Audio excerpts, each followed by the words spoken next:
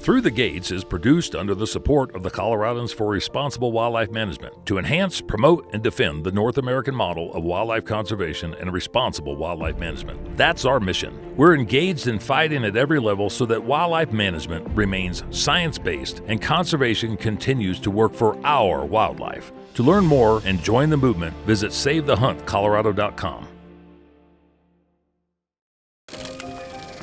The North American model of wildlife conservation is the greatest conservation model in the world. It's a success story that should be shared and celebrated because everybody is a part of it. So we've got another episode of Through the Gates to Save the Hunt. We got two special guests. We've got former commission chair for the Colorado Parks and Wildlife Commission, John Howard. John's a good friend of ours. And we also have Dean Riggs. And I'd like to say Dean is a good friend, but I don't know if he is or not. But I've known Dean for the past, we were talking about 30, 35 years.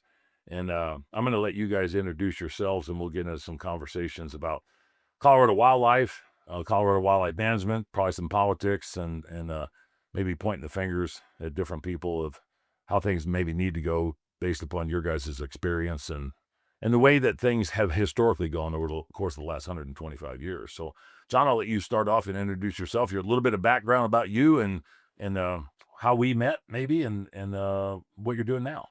Great. Well, John Howard, I live in Grand Junction now, out on the West Slope in God's country. But I met Dan back when I lived on the Front Range in Boulder. And so I've kind of got the two extremes of the state as part of my experience. I moved to Colorado in '84, went to grad school up in Boulder. And that's when I really got into conservation. I started working with the National Wildlife Federation clinic up there, doing a lot of wildlife work, antelope, endangered species stuff, the whooping crane. And I had a long corporate career, but I kept doing conservation work on the East Coast, wherever it was, volunteer work. And then when I came back to Colorado permanently in '08, I started talking to the Hickenlooper administration about what could I do here? And lo and behold, when Governor Hickenlooper was reelected, I got appointed to the commission. And a funny way of finding out, too, is I'm watching the governor live on TV the morning after he's won, and I get a phone call from a guy that I'm watching who's not on the phone. And that's when I first realized everything's tape delayed, even the stuff that's live. And he was asking me to go on the commission. And that's when, Dan, I think you and I met. And that was, believe it or not, 10 years ago. Mm-hmm. And I was on the commission for 4 years, and chair the last 2, and then removed by Governor Polis after he was elected. So the last thing I did was run the search for a new director, Dan Prenslow. I wish in some ways you were the director right there. Well, some other people wouldn't. But Prenslow, and we got him through, and he did serve for a while. And then, things I'm sure we'll talk about, started falling apart in the Polis administration for wildlife, lands, everything. So, and I'll turn it over to Dean in a second, but you came on, was it 2014? I did. I came on to finish up Gaspar Pericone's term. He had like 3 months or 4 months left on his, and he was going to become the lobbyist for the Department of Natural Resources for Colorado. And so I got confirmed that time, and then 6 months later nominated again and confirmed for a full term. So you worked alongside Director Bob Broscheid. Yeah. And then when Bob stepped away because of the new administration coming in, he knew that the fire was going to be hot, so he decided to go back to Arizona. And then you went into the hiring process with the commission to ultimately select Dan Prenslow. Right. And, from that, I think one of the things that I learned in the corporate world, in these big companies I worked for, is how important leadership is. Leadership from the top, leadership in the middle, leadership. And Broscheid and Prenslow, they're the kind of people that you want to follow. They employee morale is charged by that. They're willing to make tough decisions. They're willing to tell the governor and the director of DNR that they're outside the statutory framework. that they shouldn't be getting politics involved in commission business. That's the whole point of the commission. And once those two are gone, there's nobody really doing that, at least from my perspective. So, John, you got a legal background, and so I won't hold that against you during this conversation. But what did you specialize in, and what made you want to get in on the commission side of things, just to be able to participate? Yeah, it's funny. I was a small town lawyer here in Evergreen, where we're sitting. This is where my career started, and I did that for 4.5 years, and then I developed, a specialty, and I started working for software companies down in Denver, and then I lost my specialties because I kept getting promoted, and the farther up you go, even in large companies, when you're a lawyer, is you're more of a generalist, right? You're looking at risk, and really that's what I was doing a lot of, and deals and stuff like that. And so for me, what I always I thought to the commission was, and is this is how you run a public meeting. I knew how to run public meetings. I ran a public, very hotly contested shareholder meeting in Ontario, up in Toronto. So, the commission to me was easy in that way. But we see now how hard it is for people that don't know what they're doing, haven't run big public meetings, think of public comment as an obstacle as opposed to an opportunity for the commission to learn. How to treat people with respect, how to run a meeting that's organized. Those are all easy things for me. And so I think that's what I brought from my career to being chair. And we had some great chairs that I got to watch my first few years on the commission. People that knew how to do, understood that public comment can be tough, but, welcomed it, Right. organized it, Right. made it meaningful, right? Listened to it, learned from it, changed commission policy because of it. And, that's just a skill set that seems to be fading now. It's extensively. You and I sat on the stakeholder advisory group together for the wolf introduction, and that process is something we'll get into today's conversation. But I appreciate what you did during your time as chair and as commissioner as well. But I think it helped set the tone and narrative for maybe the right way to do things, and it helped facilitate the conversation. And because a lot of our meetings were so contentious at the time, I never heard anything bad from my opposition, my adversaries, about the way you chaired the meeting. And when you start to see the disruption that's been created over the course of the last several years, when we gripe about something and then my enemies gripe about something that is similar, you can tell that the only commonality that you have is something to gripe about. But that's kind of where we're at this point in time when you get into the public process. So just appreciate you guys coming in and taking the time today to kind of give us an update and figure out a way to provide a further conduit for what we need to talk about as we keep going on through the next 20 months. So I'm going to turn it over to Dean Riggs. Give a little bit of background where you're at, maybe how we met, your career, because you worked for the state of Colorado for a long time in a bunch of different positions. Mhm. Yeah, Dan. So, gotta take you way back when, born and raised Westcliff, Colorado. Been here my whole life. Spent about 9 months out of state in Arizona when I got out of college, but otherwise I've been here my entire life. And born and raised into a wildlife family, I would call it. My dad was a district wildlife manager up in Westcliff for 35 years out of a 36-year career. And that led to my interest in wildlife, advocacy for wildlife, I guess I would say. And so, through time there, went to CSU, got an animal science degree. Long story, started into wildlife, and too many people to compete with for jobs, and so that led to me switching to animal science. Spent 10 years in the branching industry, running mostly cow-calf operations, that kind of stuff. And then went to work for Department of Corrections and ran the wild horse program and about 12 different ag programs and employed inmates. And then on into wildlife. I started out in Pueblo as a wildlife technician. I had two different district wildlife manager positions, and the Canyon City district was where I met you, Dan. And that was an interesting thing because the first time I walked into Dan's shop, it was a pretty adversarial situation for sure. That was with one of your counterparts, I believe. And so that's where we started from. And and I would have never predicted that Dan would become the force of wildlife in the state of Colorado, but he has. And so we started from pretty humble beginnings, I guess, and that grew into a working relationship, which grew into a friendship and all of that stuff.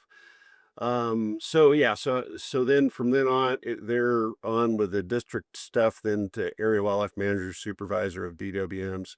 And then I retired as a deputy regional manager in Grand Junction.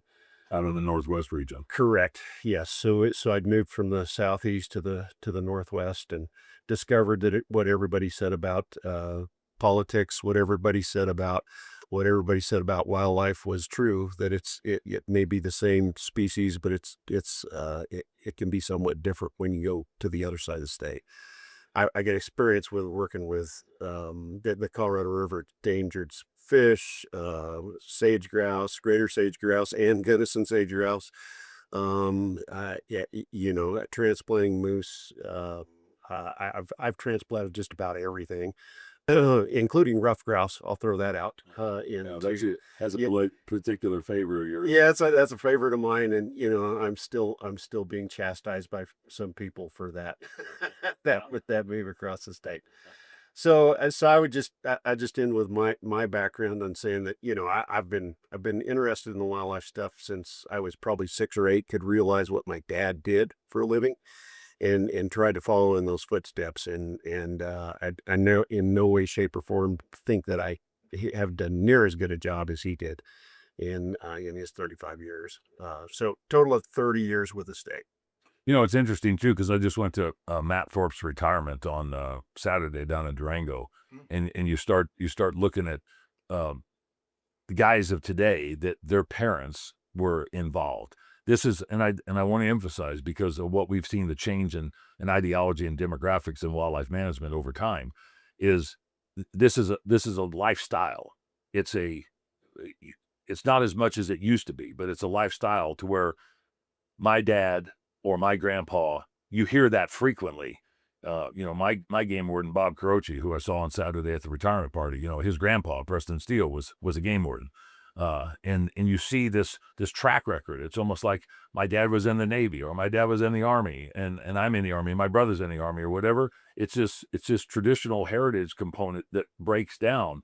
And it's interesting because in a state like Colorado, where there's 1,000, 1,100 full-time employees, with 1,000 or 1,100 seasonal employees, there's a lot of people that have dedicated their entire life, generations of life, into the science-based wildlife management, or the North American model of wildlife conservation.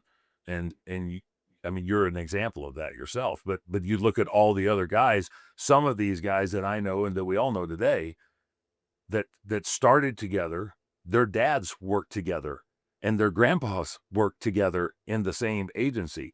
That's a tribute to the importance of what we're here to talk about today, and what we tried to prop up with the Coloradans for Responsible Wildlife Management. And it's not a job. It's a lifestyle. It's not even really a career. It's an embodiment of something that is so special that needs to be codified and needs to be propped up and needs to be pedestalized. Because if we don't have that, we don't have enough people to turn around and care about what we're going to do down the road. And so I just appreciate, you guys coming in today and trying to give a little bit of a historical perspective and background. We can talk about some of the people we know and some of the things that have happened over time. You've been involved for quite some time, and because of your position, John, you know a lot of the ins and outs of things. But to have somebody sitting in here that's have 30 or 35 years of involvement and then be involved post-retirement, it's important enough to be able to express those conversations, because if we don't, then it gets lost in transition, and pretty soon it just becomes a job, and it's just an everyday deal. So, well, he can give you what it's like to go into a poacher camp at 2 a.m. knowing everybody's armed.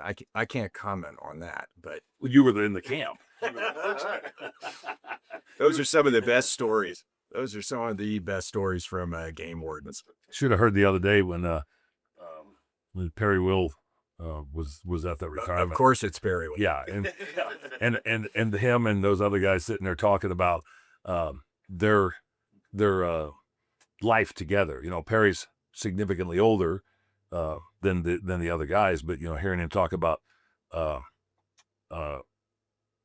Prenslow, or hearing him talk about Mark Leslie or Thorpe or Carochi. There's a lot of things when people work, live, eat, and breathe together. And it's almost like, and I wasn't in the military, but it's almost like a military badge of honor that you're riding for the brand. You've heard that over and over and over. You're riding for the brand.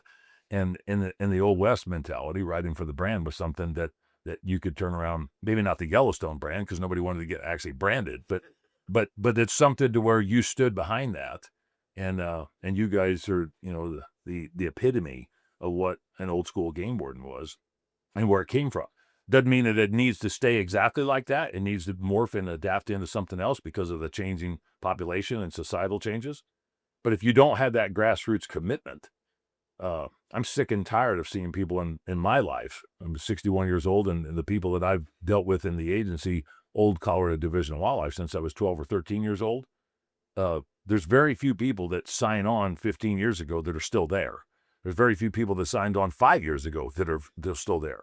They got it as a job and they went on something else. And I think that wildlife deserves better, just like our campaign last year. I think wildlife deserves better than people just treating it as a job. So Yeah, you know, if you look at my dad's era, I mean, that's changed dramatically, right? I mean, 40 years was kind of the standard for somebody to go work for the agency, and it was certainly more than 30 years, right?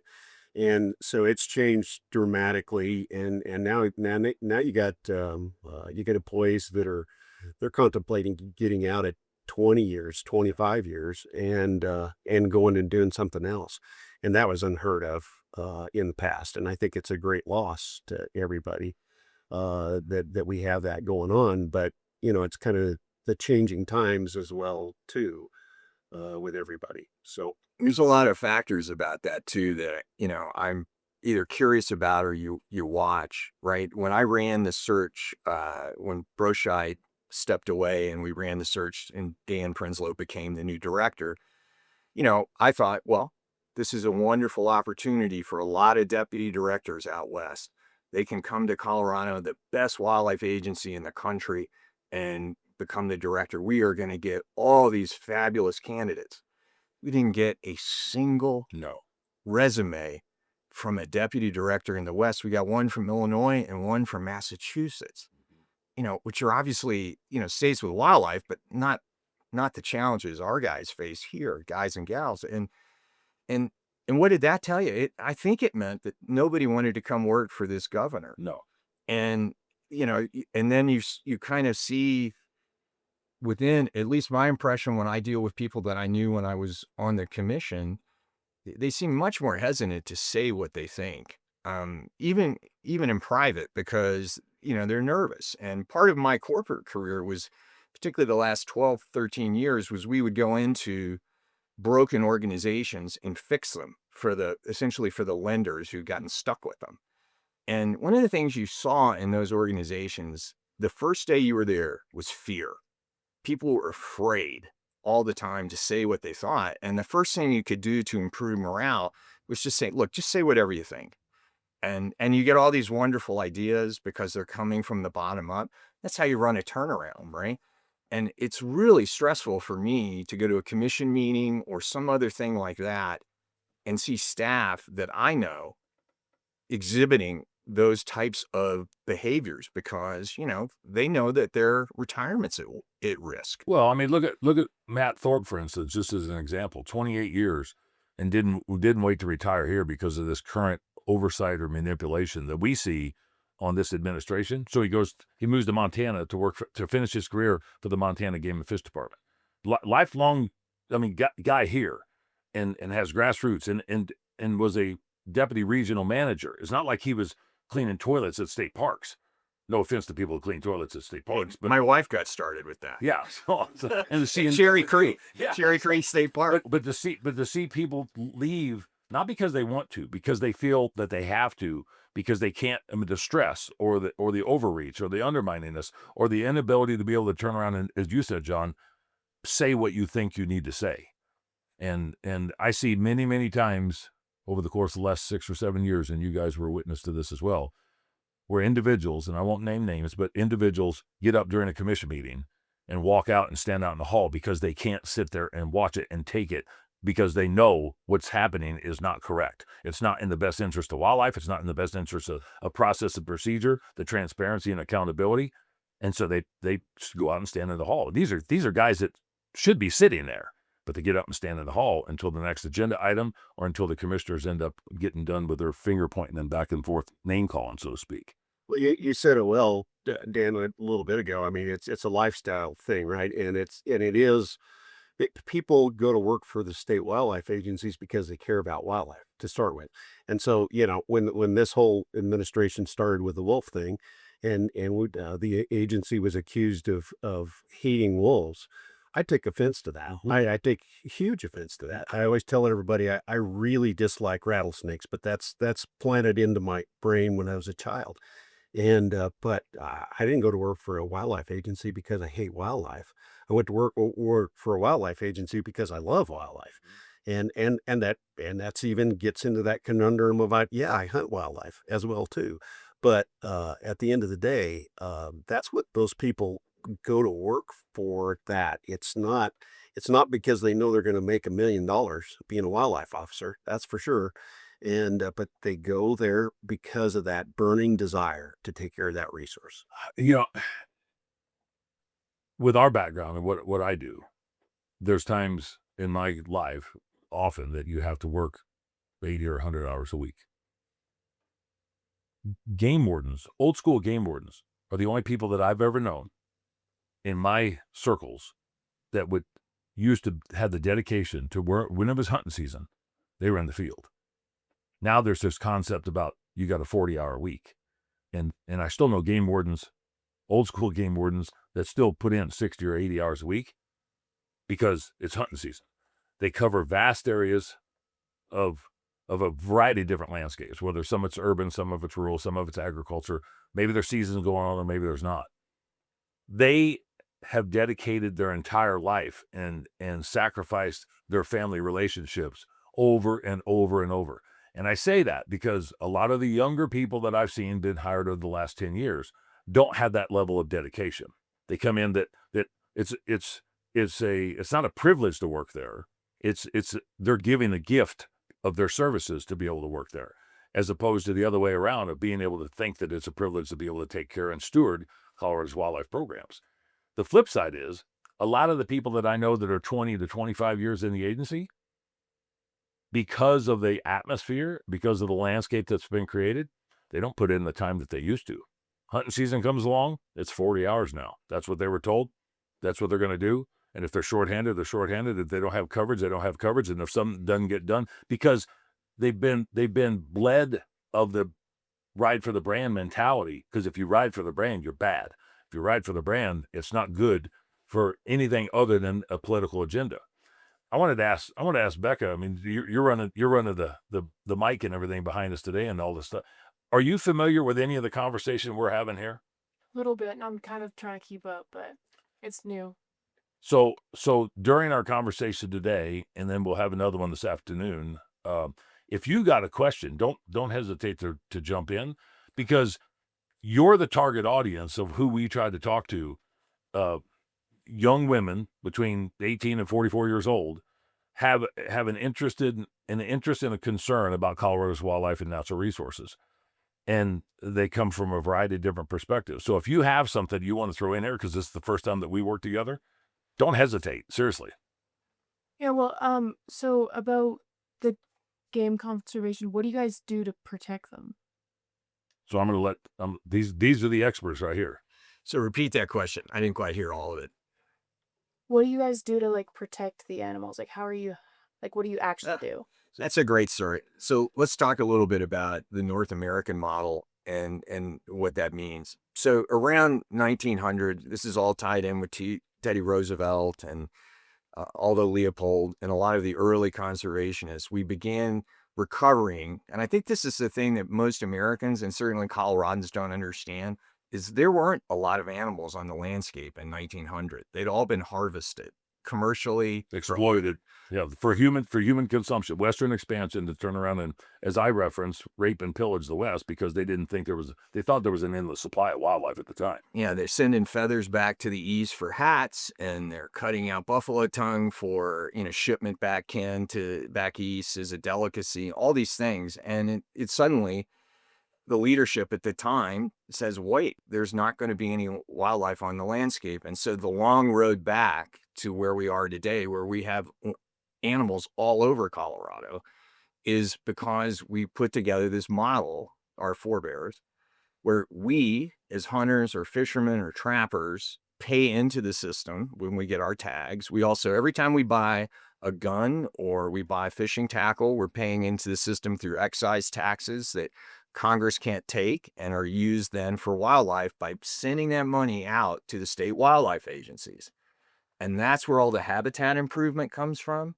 All that funding, it doesn't come from the legislature. It doesn't come from the taxpayer, because if it did, every time there's a recession, wildlife would suffer, right? Yeah. And we have this dedicated stream of money that goes to scientific research about, like lions, what do lions really do? How do they reproduce? It's all paid for by the hunting dollars and fishing and trapping that we put together. And youth programs, all of that stuff, habitat for farmers and ranchers, because so much of the wildlife, it's up in the high country in the public land in the summer, but in the winter, it's down on private land, eating private forage. And so our dollars go to help offset that for the farmers and ranchers. That's the North American model. And as Dan knows, because my mother was a war refugee from England after World War II, I'm an English citizen too, and I still have family in England. And I just was back a few weeks ago, and it's actually bigger than our American family, but they don't have the North American model. They have this new rewilding model that the wolf advocates and others want to put on, and it's just crazy. They are covered up in deer in southern England, and they don't know what to do about it. And I'm like, wait, this is a revenue source. You can raise money, and then you can bring back all these other animals you want. And they're like, but we're just going to let them be wild on our land. And so they have huge car accident issues out in the west of England. They've introduced beavers under this rewilding, but they didn't think about what that meant. And so all these farms are now flooded from reintroduced. So it's sort of chaotic, right? Whereas we have this 100-year-old system now that funds everything, allows for the science, allows for Colorado to have the best wildlife agency in the country because it's funded. We can actually hire those scientists. So it's long-winded, and as you can see, I get really excited about it, but it's really important because that's what the Polis administration is attacking. And their supporters, from wolves and other places, they don't believe in the North American model. They want to go back to wildlife being awarded the state. Every year, the agency is funded by appropriations and tax dollars. And we know what happens. First recession, it's schools and roads. Suddenly, the agency science is unfunded. We probably don't have enough, folks out in the field, even on the park side. And that's what this model is so important, right? It makes the wildlife have value on their own, independent of the government, so that, it's held in public trust for you. Because we're fading. We're all old guys. What's your mic? Sorry. We're all old guys. And, You got enthused here. I know, but it's so important for my kids and for the other generations that they have what we had. And we know what happens with rewilding. It looks like my family in England, driving around chaotically, seeing wildlife that's not managed, and then not being able to deal with the problems, and they don't have any funding to deal with them, even if they did. So it's really important. It's a great question. And of course, Let me have Dean put some into it, and I'll finalize that. But no, I'm glad that you're part of this conversation. Yeah, that's as John said, that's a really good question. And so I wouldn't rehash what he's already covered there, but I would say you asked the question about how's it protected, right? And so in my mind, that lends you right into the conversation of statehood and the fact that then those wildlife agencies came to be along about statehood and hunting regulation came into account, right? And I'll take you back in my family's history. My family came to the state in 1870, so before statehood, and I've been reading my great grandfather's diaries. And in those diaries, when the wildlife agency came to be, and cousin Earl had to get his deer license, it made the diary, right? So what I'm learning out of reading those diaries is that the important things to them got into the diary. And there is, I can't think of anything else that is more highly regulated than hunting. And hunting, they have picked out hunting, the anti-hunting folks have picked out hunting as public enemy number one for wildlife management. Well, I sit here as a wildlife manager and say, that is not even close to being public enemy number one in the state of Colorado. Land development is public enemy number one. And wildlife enemy number one. Yeah, for sure. Absolutely. And so I feel as a hunter sitting here that we're being unjustly identified as a problem when in fact, as John said, we're actually the people that have actually been doing this for over 100 years and doing it so successfully that in my youth, my first black bear was riding with my dad to go look at one that was dumpster diving at a church camp. And now you drive down the road and you're very likely to see a black bear. So the proof's in the pudding with the success of this issue for sure.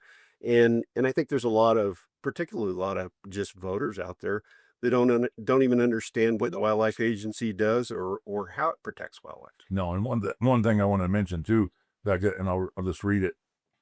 This is Title 33 of the Colorado Parks and Wildlife Revised Statutes, and it is the policy of the state of Colorado that the wildlife and their environment are to be protected, preserved, enhanced, and managed for the use, benefit, and enjoyment of the people of this state and its visitors. And that's something that we strive so highly to be able to keep in play because it falls under the guidelines of the North American model. But certain individuals don't believe in that statute. Certain individuals don't believe in the model. They don't believe in the funding model. But more often than not, the people that we are butting heads with, they don't even understand the context of the statutory requirement and how things were put in place going back to the 1880s in this state. And how things have progressed. And when John talked about the rewilding side of things, and this is not necessarily a lecture, it's just more of a history lesson. But when they talk about the rewilding side of things, you can't rewild something when you have 6 million people and 84 million visitors. You can't.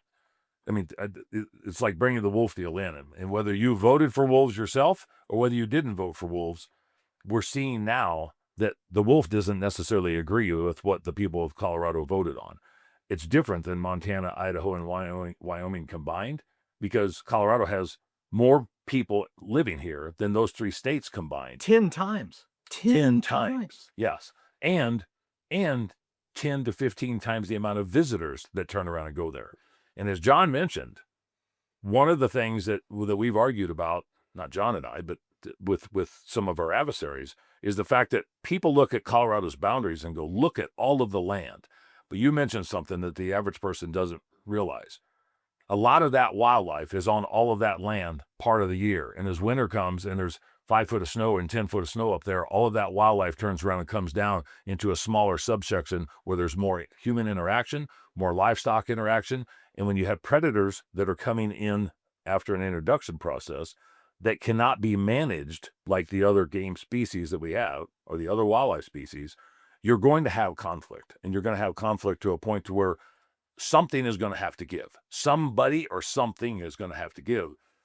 And what we argue about all the time is let the experts, let the agency make the decisions, the best possible decisions on the 78 game species and the 961 species of wildlife that we have in the state.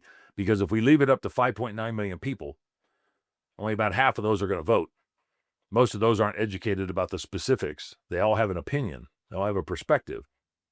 I don't want my wildlife managed on opinions and perspectives. I want it managed on data-based science that has been compiled over the course of the last 100+ years. Couple of points on that, Becca. One thing too, I want to mention, because we talk so much about game species, the revenue that's generated by those sources I talked about earlier, that pays for all of the science in management Of for all the species. yeah, endangered, threatened species, threatened plants, animals that aren't hunted, right?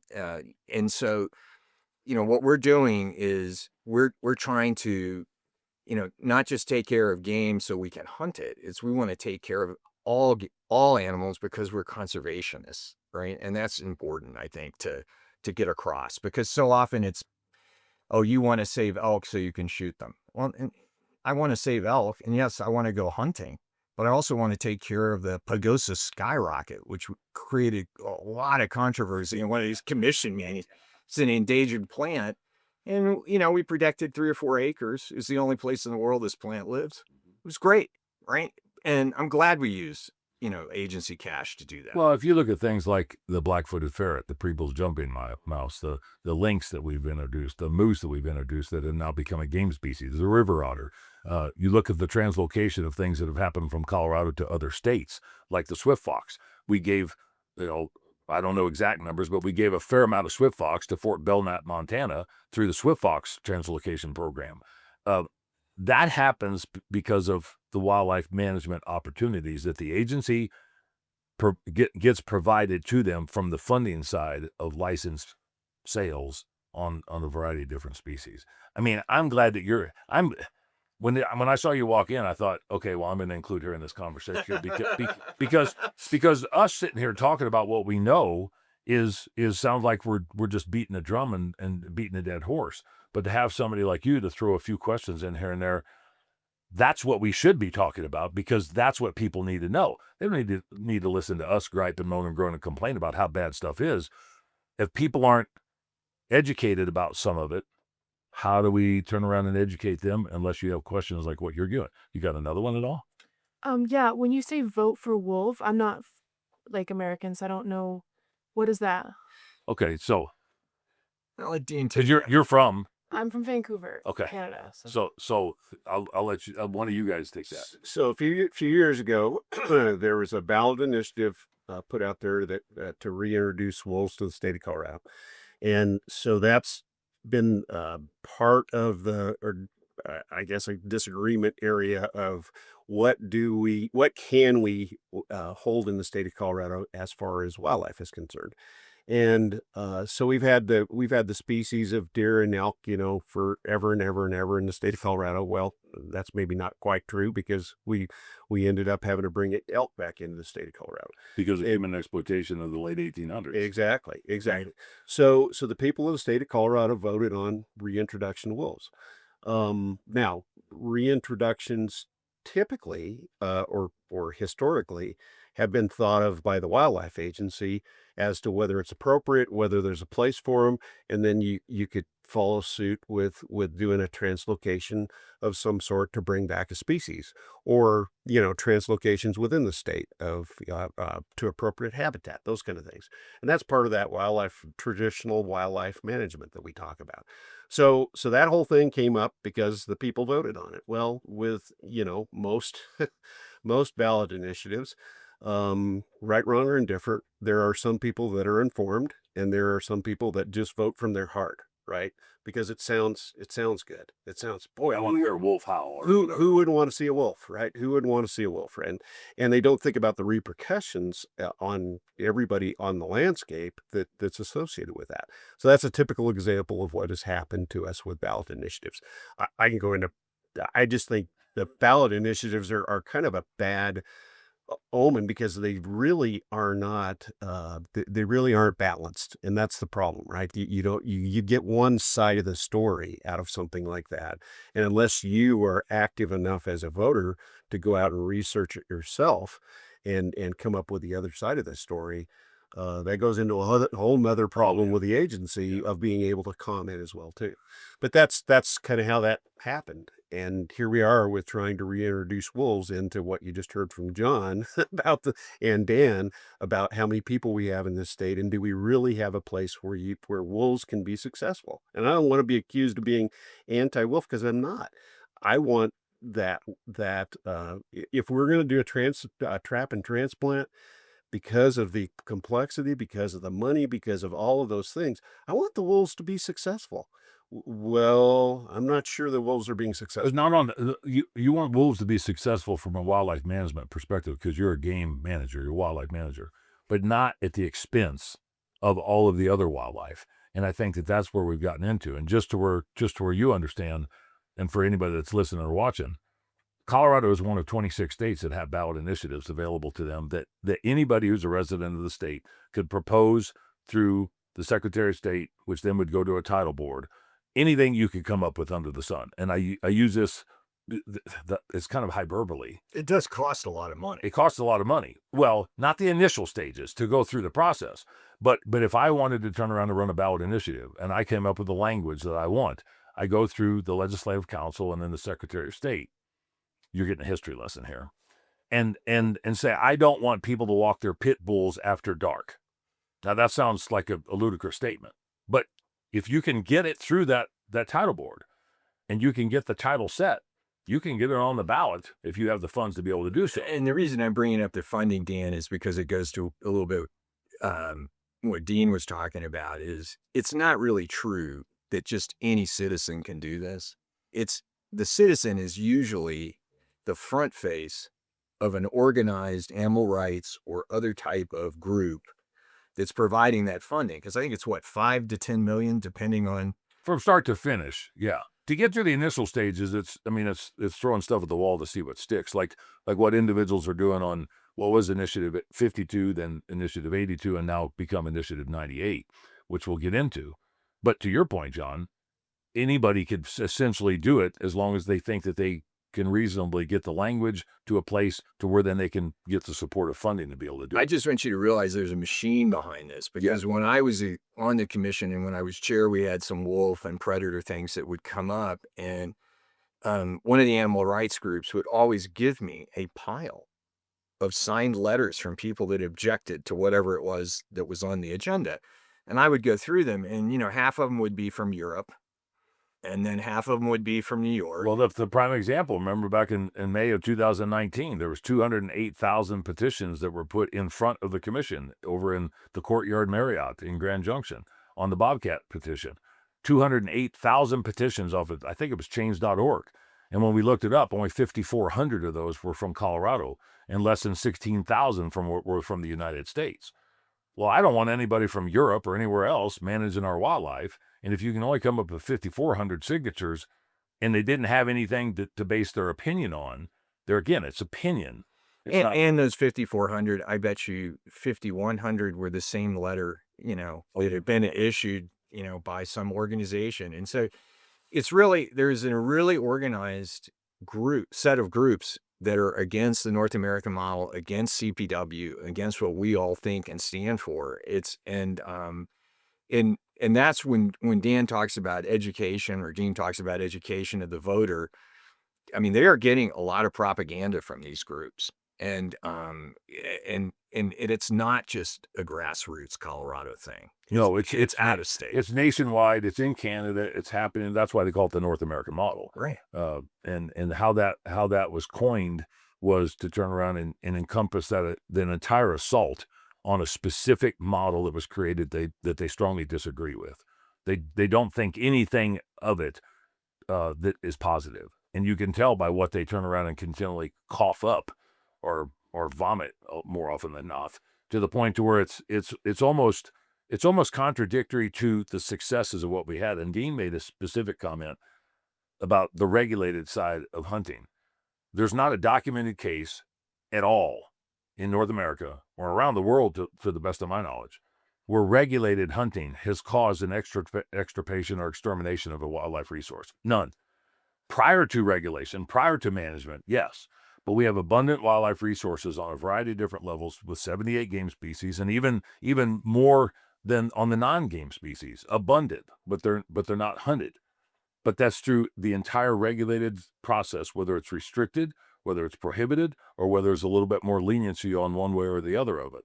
And I think that getting people to understand, like the questions you've asked, is it turns back to let the damn experts decide. I mean, we said this during the campaign of Proposition 127 last year. I don't want a diesel mechanic turn around and doing heart surgery. I mean, he knows how things work, but not in the human body. I don't want a guy turn around and trying to do aeronautical engineering and try to design airplanes that plants flowers for a living. I just soon have him plant flowers. I don't think that the general public should be voting on and making decisions on our wildlife resources, or for that matter, our natural habitat resources. There's experts in those fields, and those experts can turn around and make the right decisions for the right reasons until you start getting politics involved. And then politics, without the voter, starts to play an agenda that wildlife and habitat suffer. And a couple of things. First, we should, we're being very American. We've got a Canadian in the room. Is the North American model is not an American success story. It is a Canadian American success story. And increasingly, we're including Mexico. Mexico is, they've got a lot of governance issues, but they've engaged on the border on a variety of wildlife. So it's a success for all those countries. And it got started with ducks, and all the ducks breed in Canada. And so that's where that cooperation started from. But it's gone out. So, I think it's important for us to acknowledge that and understand it. Now I've lost my train of thought. Sorry. Sure. Good. So let me jump in there Yeah, a little bit, definitely. because it was mentioned here a little bit ago with conservation, right? The word conservation, and so this wraps all together, right? Because conservation, as I believe it is defined, is the wise use of those natural resources, and you read it in that statute, right? That's part of that. And we have people now that are trying to take over the term conservation and call me as a hunter not a conservationist. Well, I'm the ultimate conservationist, in my opinion, as a hunter. And because I use that resource wisely, but yes, I do use the resource. And the preservation, it's been a while since you've heard the word preservation when you start talking about wildlife things, because that has been known to have a negative connotation to it. So the preservationists have tried to hijack the word conservation as well. And so that all ties into this discussion with how regulated things are, with how well used things are. And I've thought about this for a while. Well, why are they trying to do that? To a certain degree, there's a jealousy factor here. This model has been so successful for 125 years, almost 200 years in the United States of America, that people are jealous of it, because that's why you see the great abundance of wildlife that you see in the United States, is because of that model, not in spite of that model, but because. And that started to bleed over to some degree as far as the management of other countries' wildlife, whether it's Tajikistan or Mongolia or South Africa or whatever it might be. They're starting to figure out a way to try to implement things for the preservation, but the conservation of multiple species, because they know that if they don't do it this way, the other way hasn't worked. And they're trying to figure out how to modify or adapt their particular aspect of what they do in a manner that emulates or duplicates what the North American model has. The difference that we have is the vast amount of public land and public resources and the opportunity to be able to turn around and manage such a variety of wildlife resources on the North American continent. And one of the things that drives me crazy too, and Dan, you and I saw this on the stakeholder advisory group for wolf introduction, is that the advocates try and say, oh, well, we're the progressives. We've got this new modern theory. And that new theory, this rewilding concept, we don't need you hunters. We don't use your money.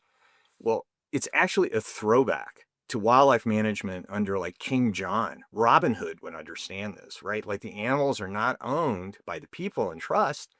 They're owned by these little narrow groups of aristocrats and kings for which the animals, are dependent um, completely for funding and everything else.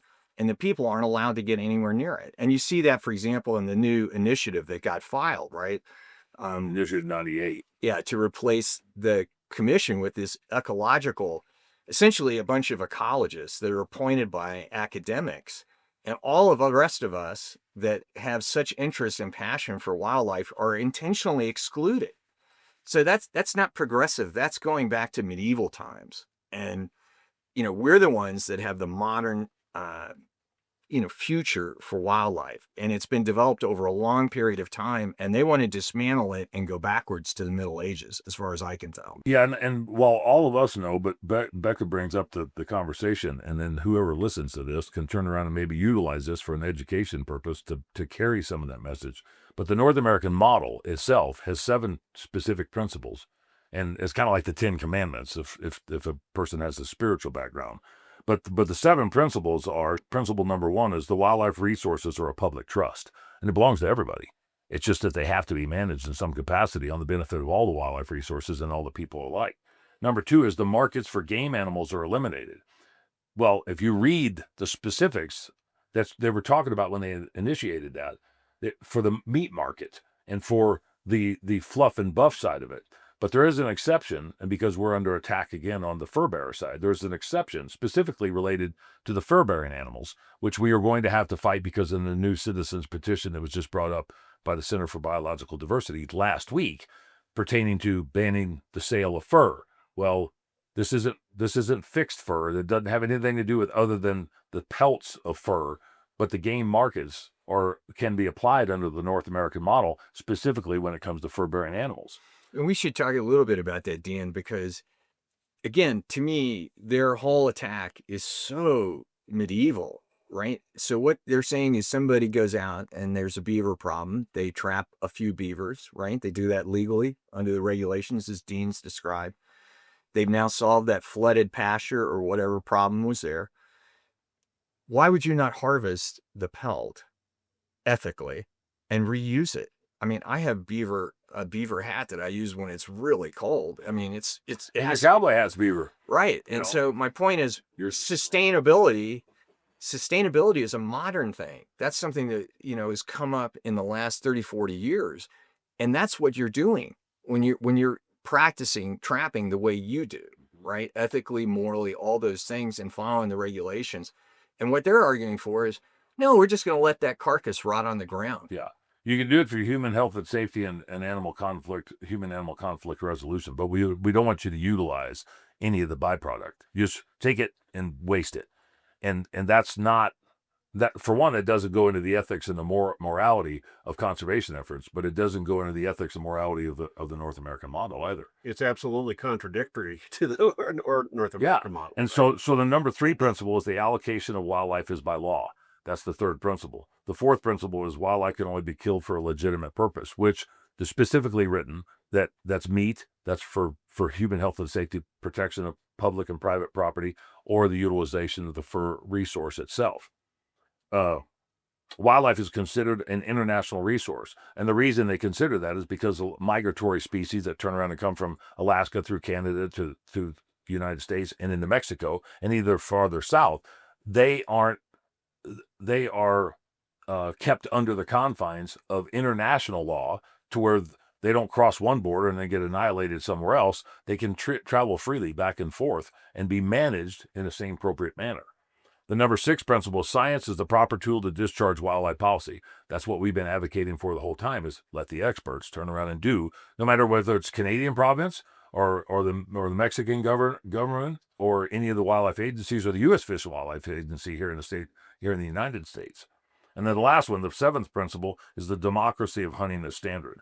And we would be remiss if we didn't mention the fact that there's so much documentation and publication that's put out in reference to the North American model, but you don't hear the antis, the extremists, reference anything in here except for when they interpret it. They go, and this is not consistent with the North American model, but they never give an example because they don't want to get into the weeds. They don't want to get into the science. They don't want to get into the facts. And the model was actually created, the concept in the days of what you were talking about, but the model was created by Valerius Geist, John Organ, and Shane Mahoney. And then it was peer reviewed by other individuals. And I think you were there when Priya Nanjapa actually did the presentation to the commission, were you not? I think so. Yeah. And so the concept of what is there is established to where the general public, the overall general public, like what you're talking about, doesn't realize that there are sideboards and thresholds put in place to continue to do what needs to be done and what has proven to be historically appropriate, not just for then and not just for now, but going into the future. And there is public input. We talk about, I don't want people to think that we're advocating Anthony Fauci be in charge of wildlife and the public shouldn't have anything. That's not what we're advocating for. The commission forms that role. And, I can tell you as the chair and then as a commissioner and watching some of the more experienced commissioners when I was new, we pushed the agency all the time on social issues, to give greater access to certain types of groups that didn't have a connection maybe to CPW, and we would push a little there. Or you might get a lot of feedback from hunters in a game management unit, and so we push there to really try and dig in and see if that decision that year for elk or for deer was right. And so there is public input, but what you're doing is you're leading with the scientists, and that the public that's involved is, when you get appointed, hopefully, you've got the background, right, to understand how to take action based on the science, which is what the commission does. So the public is involved in the North American model. And it's just that we really rely on staff. We have such a great staff, at least when I was on the commission. And so you get that science and you make a decision. And a lot of it is social too. And I think that's one of the things the agency is really good at. They get all the credit on the hard science, biologic science, but they're turning around the ag community, which, Dean, you should talk to that, but I think that's an 80s, 90s thing. I mean, there was a time where the ag community was so upset over game damage from elk, for example, eating winter feed and things like that, that we put in, it was the Habitat Improvement Program, where dollars are used to bring that social problem under control. And that's so much of what Polis has damaged. His kind of, to me, it's like a war on agriculture. Well, it's hurt CPW. So, Dean, you should talk about that. Well, and so go back in time, right? Over that 100 years, there's been the sportsmen of the state, there's been the wildlife agency of the state, there's been the landowners of the state, there's been the livestock owners of the state, all at the table at the same time. And I would even include the BLM and the Forest Service and the counties have all been working on wildlife issues for that 125 years. And part of the problem that I have with these sort of anti-groups coming to the table is they haven't been there. And I can tell you that as a younger wildlife officer, I can tell you the amount of times that I had requests to do ride along or requests to meet with an anti-hunting group, shall we say, and talk about what kind of management we were doing. Zero contact, zero. And so there's zero understanding as well of what the wildlife agency does. But John's exactly right. And I'm not going to sit here and say that over that 125 years, there weren't ebbs and flows and times of really harsh disagreement between those groups. There absolutely was. But overall, over that 125-year period, it's been absolutely productive. And it has created a tolerance for wildlife, a better understanding for wildlife along the way. And yeah, you can get into that program of HPP. Why did it come about? Well, there was a huge disagreement over how valid the game damage program was. So that's how HPP came about. Well, it's been a tremendous program over the time that it's existed to bringing people together over wildlife issues. And has done as much probably to educate people around the state as anything that the agencies come up with. And so that's an example of being reactive to the public interest, the public concept, the public concern over wildlife issues on private property as well. And the fact is in the state of Colorado, without private landowners, harboring wildlife in the wintertime in particular, we don't have wildlife. And I mean, It that's, would be non-existent Yep. if we didn't have the private yeah. landowners. So that working relationship is extremely important to wildlife management in this state. And if you want to make the wolf program successful, just get the governor, the first gentleman, and the governor's office to not call CPW for 6 months. Yeah. Just don't get involved, because they're involved in every decision. My understanding is they're now, reviewing the agenda for the commission, which I don't see how that's consistent with statute. But the reason the wolf program is so choppy, in my opinion, is because they won't listen to the staff. Well, you mentioned, I just want to mention this, we can carry on, but because Becca brought up the conversation, and then we're talking about the wolf issue. Here is a final environmental impact statement on the wolf introduction that is totaling a little over 460 pages. Here is the Colorado Wolf Restoration Management Plan that you and I worked on that sometimes is not being adhered to, and sometimes it is. 261 pages. The draft analysis, which is kind of funny because the draft was roughly about 60 pages more than what was actually in the final. So what was cut out of here, a lot of the stuff that we talked about, phase four. Right. This is just on 25 wolves in the state of Colorado that was done by voter initiative. The amount of documentation that is there just on this is 10-fold or 20-fold on other species that are actually managed and have been managed in perpetuity. And I want to make a statement about the mountain lion deal. The regulated harvest of mountain lions over the course of the last 60 plus years has caused our mountain lion population to be around 5,000, 4,500 to 5,000, according to statistics that CPW has generated. And this is for Becca more than anybody. But back in 1965, when mountain lions were not considered a game animal, they were a nuisance, and they could be shot or killed on site for depredation or whatever. You wanted to harvest one and put it on your wall, or you just wanted to kill it because it was bothering your sheep. There was less than 200 on the landscape. Sportsmen and women in the Colorado Game and Fish Department came together, and they said that we need to turn around and not extirpate this population. Now, this is something that had been considered vermin, essentially. They came together and said we need to establish seasons. Now, through 60 years of regulated harvest, with quotas and bag limits and science and studies and all the stuff that goes into it. In public meetings. But with a growing population of almost 4 million people past of what it was 60 years ago, mountain lion populations are approaching around 5,000. And people still don't want you to harvest, even though you increase the population through regulated hunting with a growing human population 20-fold. And those are some of the things that the conservation side, and that's a prime example because we just went through a ballot initiative last year on 127.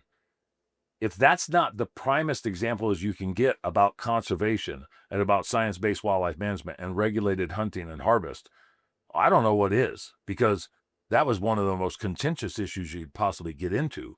And it shouldn't have been on the ballot. It was on the ballot, but that was after we had already beaten the hell out of the proponents of such measures in 2019, 2020, 2021, 2022 at the legislature, and then they came with the ballot initiative in 23.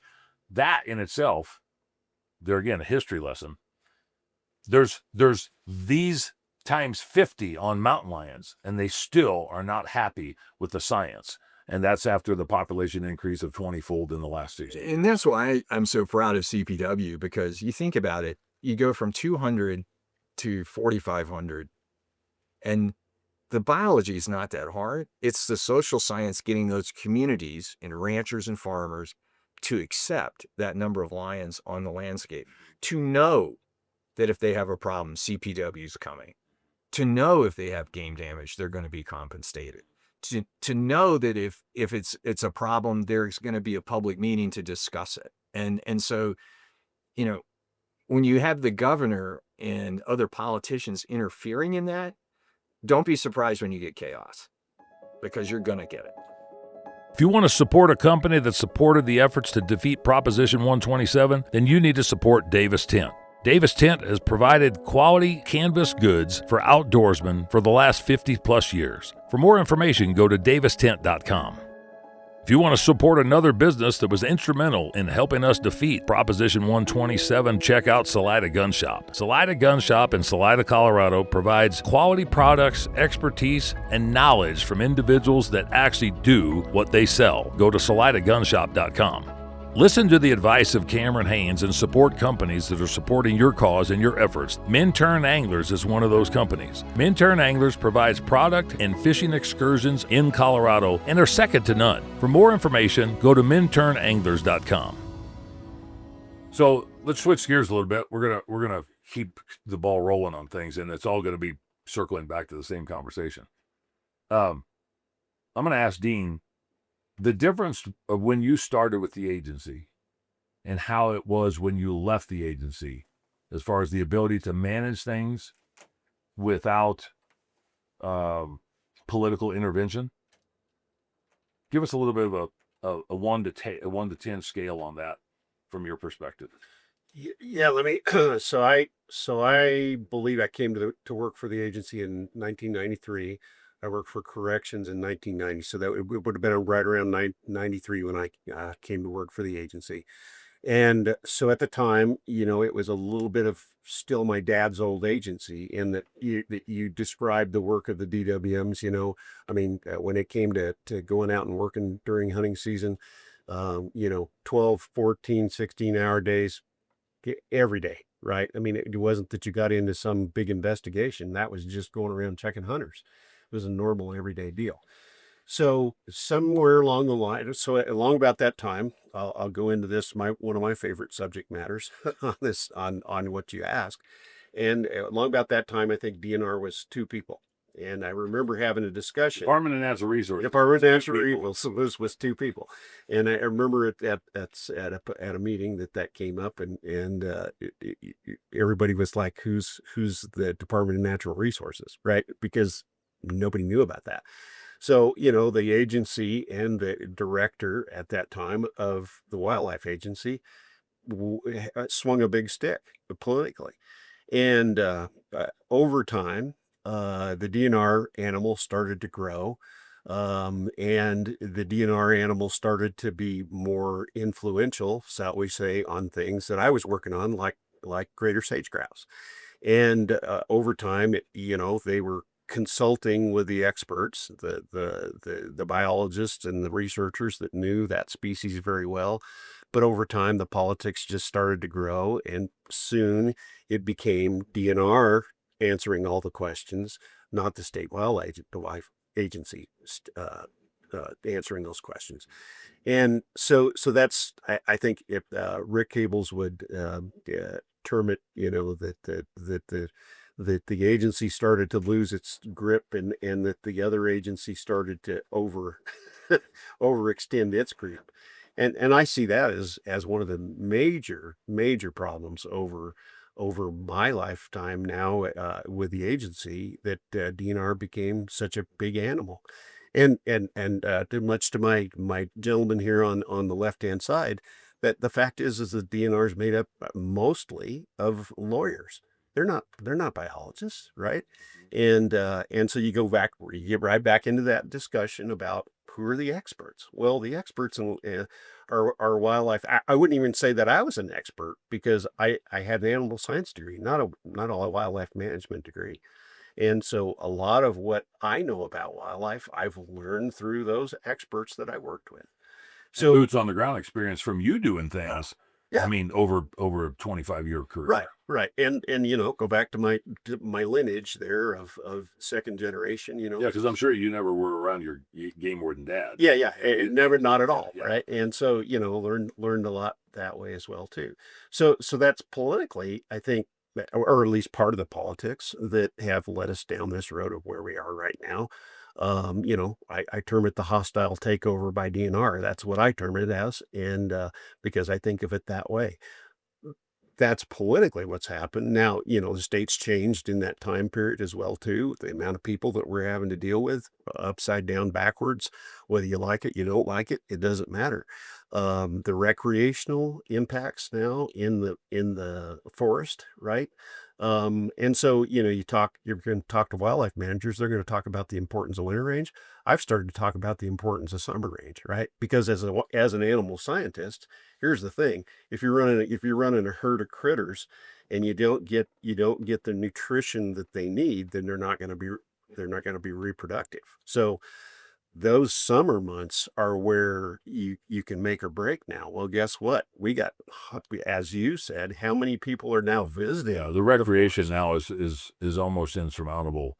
It's incomprehensible compared to what it used to be. And now you got a dilemma with a combined agency, right? You've got a combined agency of parks and wildlife, where the park side of the agency is actively giving money out to do more trails, and the wildlife side of the agency's going, wait a minute, time out, and we're not doing a good job.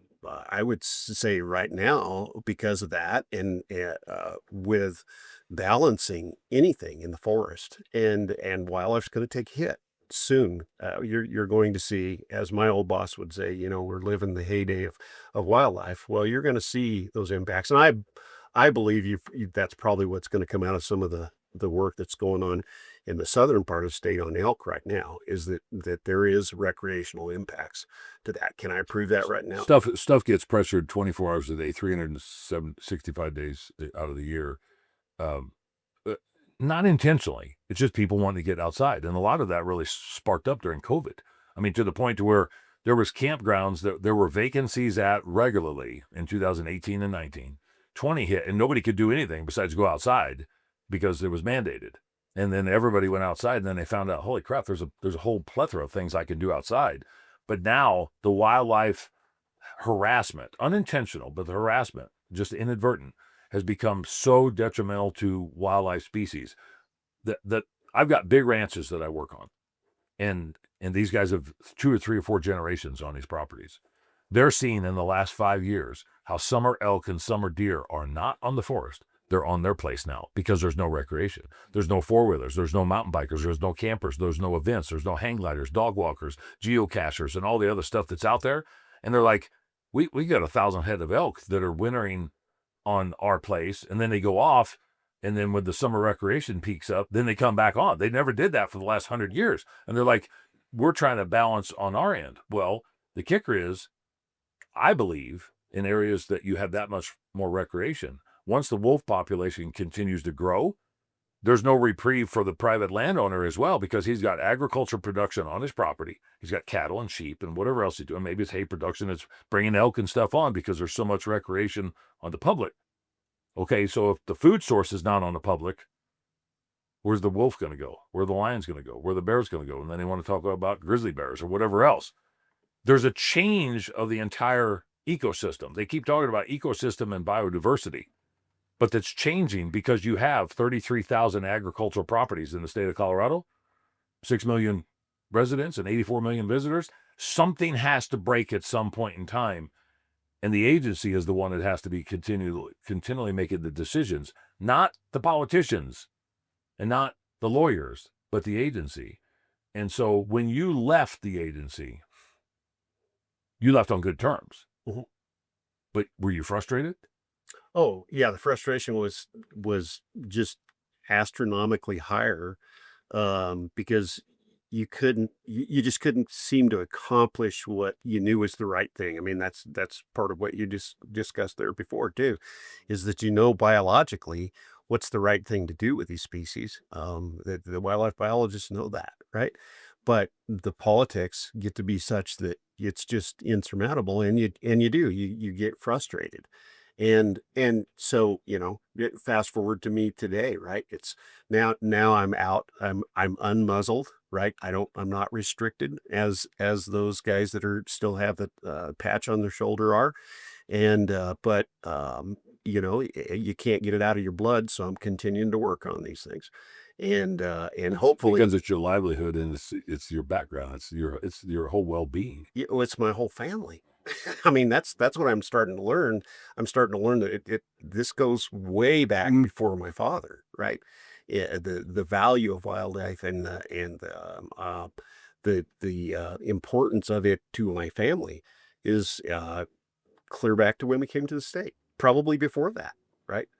And so that's the That's the thing that you have to consider here. But yeah, has that landscape changed? Absolutely. And I found it unbelievably ironic that the day after the first wolf release, where the governor's there, that the governor is talking about affordable housing in the state of Colorado. Well, do we need? Yeah, I guess we do. I can tell you in the ski areas, you need affordable housing for the people that work there. But that's that whole mentality of, okay, well, let's build it and then we'll get some more people. And, And they're talking about 8.5 million people by 2050. right. 8.5 million, and we're approaching 6 million now. Yeah, there's not going to be any room for wildlife. And here's the Well, and the solar and wind, let's leave that in there too, right? Because it's not just affordable housing, right? You put a big giant solar field on, and that's going to change wildlife Right. on that landscape. For sure. And those ranchers, right? The ranching community has their retirement's tied up in their property, in their water, and maybe a little bit in their machinery. But by comparison to those other two things, it's astronomically different. Well, at the, if the second generation or third generation rancher doesn't take over that property, well, what's going to happen to it? Well, we know what's going to happen to it. It's going to go into subdivision. The waters is so valuable now. It's going to go to a municipality. It's good. That's going to dry up that property. It's going to change the environment. Just like South Park that I just drove through today has been changed because the water was taken off of the land. And so you have all of that going on at the same time in my lifetime, right? In my lifetime, who would, for me, walking on a trail with a bunch of older kids and hearing them say, we ought to go climb a 14er like it was a brand new thing, right? And it was, because I was about 8, okay? Yeah. And they were high schoolers, and here we are today going, oh crap, we gotta figure out how to keep people off of 14ers because look at the impact. Well, when we hunted in the Sangres, and I'll just interject something. When we hunted in the Sangres for sheep in 2022, we ran into people at the 11 and 12,000 foot mark, and I'm like, why the hell are all these people here? And they're like, well, there's too many people at the 14s and the 13s, so we're now climbing 11s and 12s. And I'm like, and there was too many people on the 14s and the 13s, and I'm thinking something is going to break here at some point in time. I mean, there's when I guided in that country 30 years ago, you would go through an entire season and maybe see a half a dozen people. Now you get in there and just sit in class, and there's like little specks of Amish women in dresses walking up the ridge with a water bottle with 3 kids in little black shoes and a blue shirt and black pants, and they're all over the place. They're just like ants. And then you see the people that are actually backpacking, and the people that are camping, and the people that are mountain biking, and the people that are horseback riding. Wildlife can only live in that setting to a certain level. Becky, you live in Evergreen here. And so you see elk all over the place. All the time. And would you, from your perspective, would you consider that to be wild elk or somewhat domesticated elk? Definitely domesticated, because my dad will go outside and like feed them apples from in the morning. So they're kind of domesticated. They come and eat out of his hand. Yeah, So they're yeah. So, very used to us. well, and I think when you live in these type of subdivisions, these type of mountain communities, people consider that to be a huntable population. And it's not until it gets out of this area. But if they don't leave this area, that's not huntable. But the amount of recreation that is going on is driving those animals into these communities at a most alarming rate compared to what it used to be, because there's so much activity out there with the mountain bikers and the cross-country skiers and the snowboarders and stuff in the wintertime that you turn around and get in the summertime with the HOVs and the four-wheelers and the motorcycles and the campers and the people walking their dogs and leaving their dogs run. I think elk and deer had become significantly more adapted to subdivision life because there's no form of harassment except for just working around the living quarters of what people do, or the Safeway parking lot or the AT&T building or whatever. But how long have you lived in Evergreen? Since April. And so have you got a chance to do anything outside of the area where you go out and camp or mountain bike? Well, yeah. I mean, my dad's lived here for a while, so I've been visiting, and so we've traveled around and gone skiing up the pass and everything. So you've seen the population of Colorado grow a little bit since you've been coming back and forth. Yeah, a little bit. Yeah. And from your perspective, is that something that surprises you of how fast or how much population that there is? Doesn't really surprise me because it's just so beautiful here, so it obviously draws people in. You know, and like there's elk walking around and like the beautiful lake just here is just so nice to be around, so it makes sense that people want to come here. Yeah. Yeah. And that's why everybody else wants to come here too. That's why the population grew at the rate that it has. Um, John, since you were on the commission, um, and you ran a formidable chairmanship. I mean, it was we worked with you, but just like I say, not hearing the griping and complaining from my adversaries when you were chair, and so there were some other good chairs as well. Oh yeah. Uh, how do you think things have changed as far as the process of procedure, transparency, and accountability since you left, given the current political makeup and landscape that we've got? Well, the commission was insulated from politics to a great extent, in my experience, under Governor Hickenlooper. I tell the story. The only time I heard from DNR about a vote I was going to take was I got a text in the middle of a wolf meeting. That was the Mexican wolf issue down, or when there was some talk of moving the Mexican gray wolf up into southern Colorado as a possible habitat. And and it was it's all wolf meetings are very contentious. And I get this text from the head of DNR, Mike King, and it says, vote your conscience. That's why we put you on the commission, right? And that's not what's happening now. No. Folks are being told what the governor wants and being arm twisted. And there were other things too, other customs. So, for example, you usually had a Republican commissioner follow a Democratic commissioner. There was a sense that we needed to alternate. And then, of course, if you had independents, and we worked that in. So the chair wasn't always from one party. Well, I mean, come on. There's not anybody on our side of the coin that's ever going to be chair under Governor Polis. And so that sense of fairness, that sense of equalness, like, for example, in public comment, when we had a contentious thing on predators, I would always call first on somebody from wildlife, then from somebody on the animal rights side, and alternate, because I was so focused that everybody would be treated the same. And I don't know how you can go to these commission meetings now and see that. I think if there is any sameness in treatment, it's that the public is kind of treated with contempt. Yeah. They're not allowed to comment anymore on agenda items. That's one of the things you have to do in public meetings is understand you're going to hear things you don't want to hear. You're going to hear things you don't like. Occasionally, there's going to be personal attacks. Yeah, that comes with the territory, right? And you need to figure out, as a chair or as a commissioner or as a member of the CPW staff, all right, how do I engage with that? How do I engage with ideas I don't like? And, that's what the public expects. And if you give them that and treat everybody the same with respect, if you keep the politics out by alternating who's in charge, it's amazing. You can get a lot done, and you can build a lot of bridges, and you can have meetings where people don't leave, angry, right? And there is respect for for everybody in the room, and we've lost that. That's gone. Yeah, it's disappeared significantly, and there's a variety of reasons for that. Some of that's people, some of it's personnel, some of it's agenda. When you were chair, can you ever recall the meetings being as disruptive as what they've appeared to be over the course of the last year and a half or 2 years?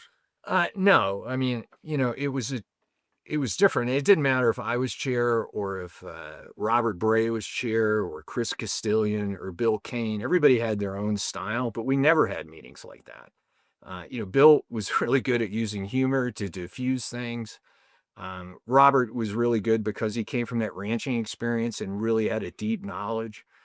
Chris Castilian had tremendous people skills, and everybody relied on, some component of their background to run a meeting that was fair, right? And again, in our governor's situation, that was the message from DNR. It was we needed to be treating everybody the same, and so it worked as a collaboration.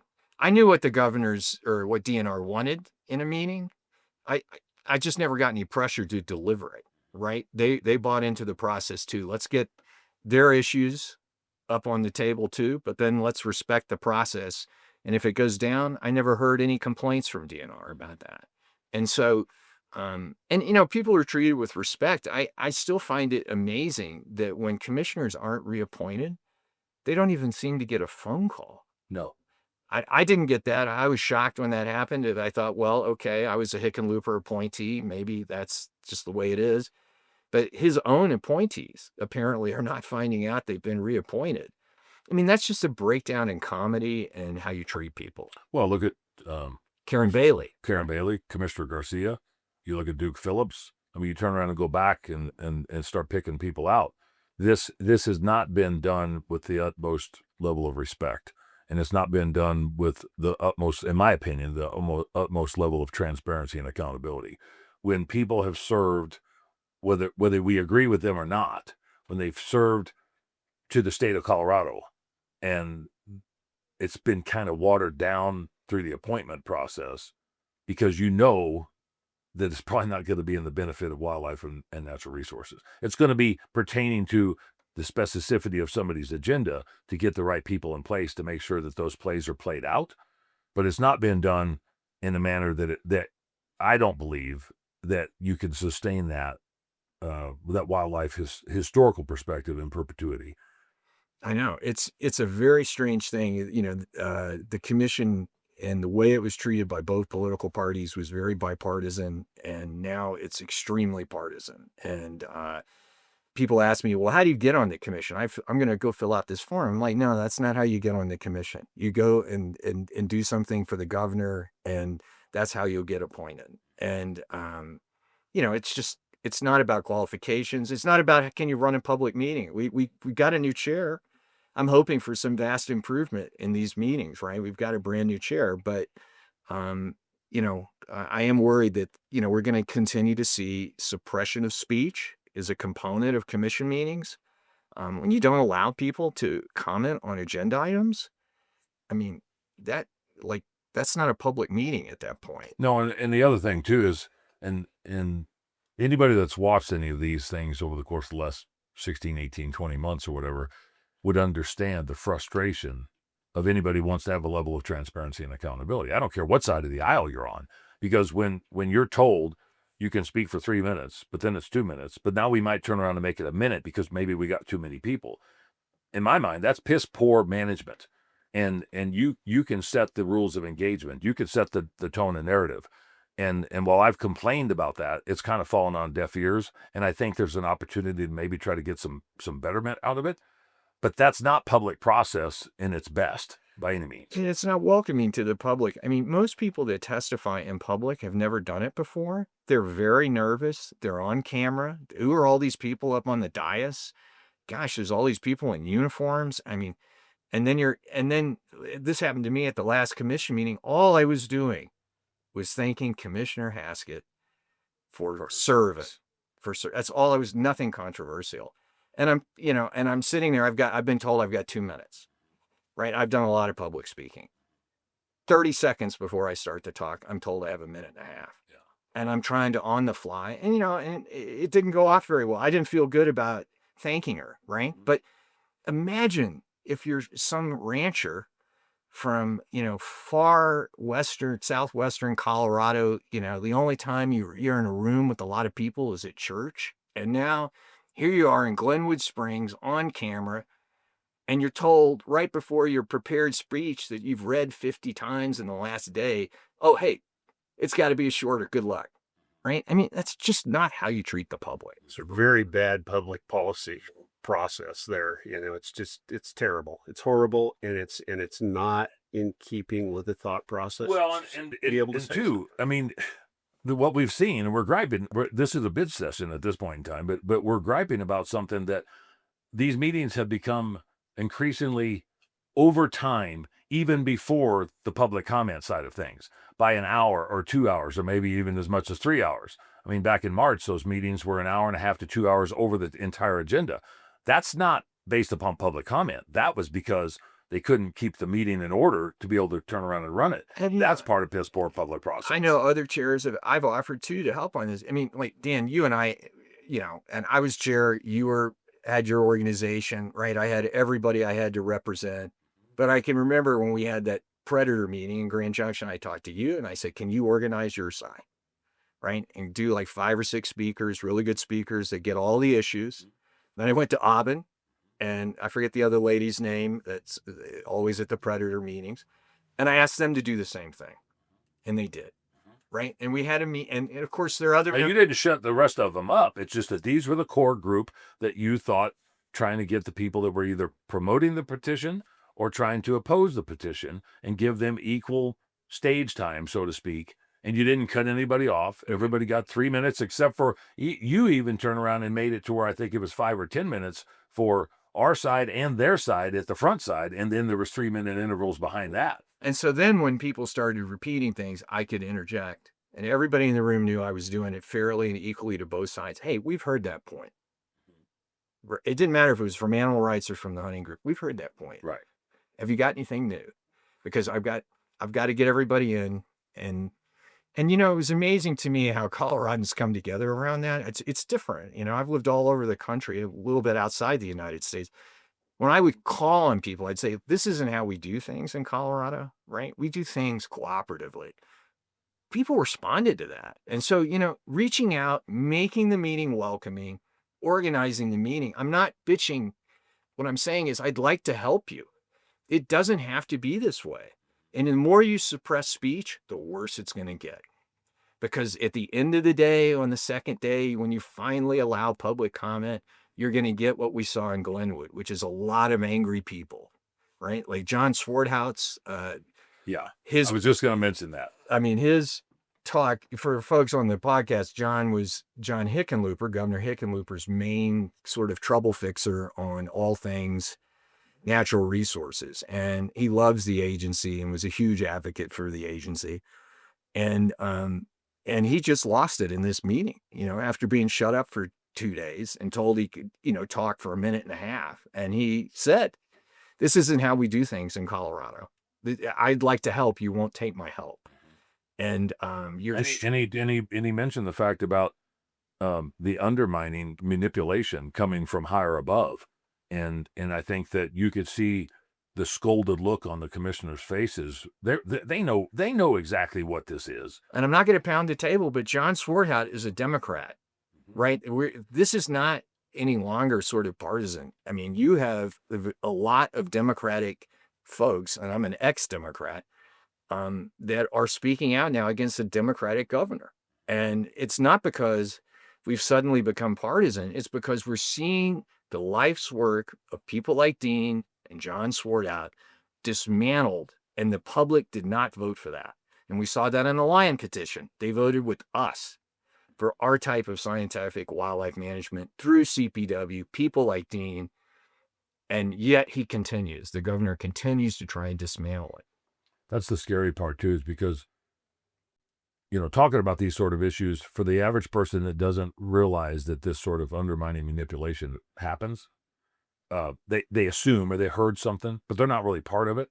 The amount of people I've seen in the last year plus that have come to a commission meeting for the first time, that have walked in, trying to think that they could interject something because of their perspective or their involvement or what's happening on their landscape or what their neighbors having to endure on the wolf introduction or whatever it might be. And then you talk to them about 4 hours into the first meeting and say, well, so what do you think? This is like a circus. I had no idea that it was like this. These people actually make the decisions on our wildlife resources.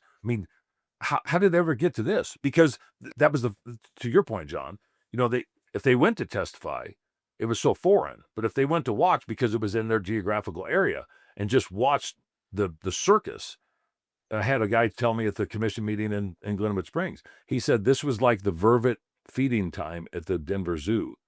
And that's what he felt like he was watching because there was no structure. There was no solid direction. There was no guidance. There was no leadership. And he said, and these are the people that I thought were elected, but they're appointed. And it goes back to the people that actually appoint them and then the confirmations of those to make these decisions. And I think that it's such an eye-opening experience for people that have not been, but it's actually probably scary to them to think that they would ever have to have a chance of coming back.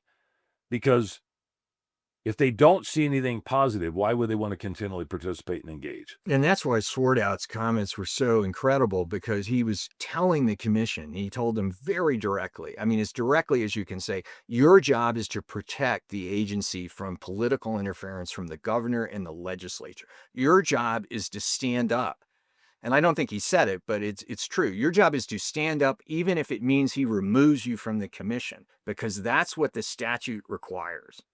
And I know every commissioner I served with on a totally nonpartisan basis would say the same thing, and they were willing to do it. But so part of what's happening is you've got all this political interference, but you're also not picking the right people, I don't think. And I don't want to be offensive to folks, but somebody's got to say it. If you don't believe in the mission of the agency, you shouldn't be on the commission, right? Unless your job is to try to dismantle and erode and degrade what the agency is. And we've seen that with some of the appointments. I'm not going to use names, but we know some of the appointees do not believe in the North American model, do not believe in the mission, don't believe in Dean's life work. They just don't. And those people should not serve. If you can't honor the statutory basis that the people's representatives have put in place, go be an advocate, but you can't be on the commission. No.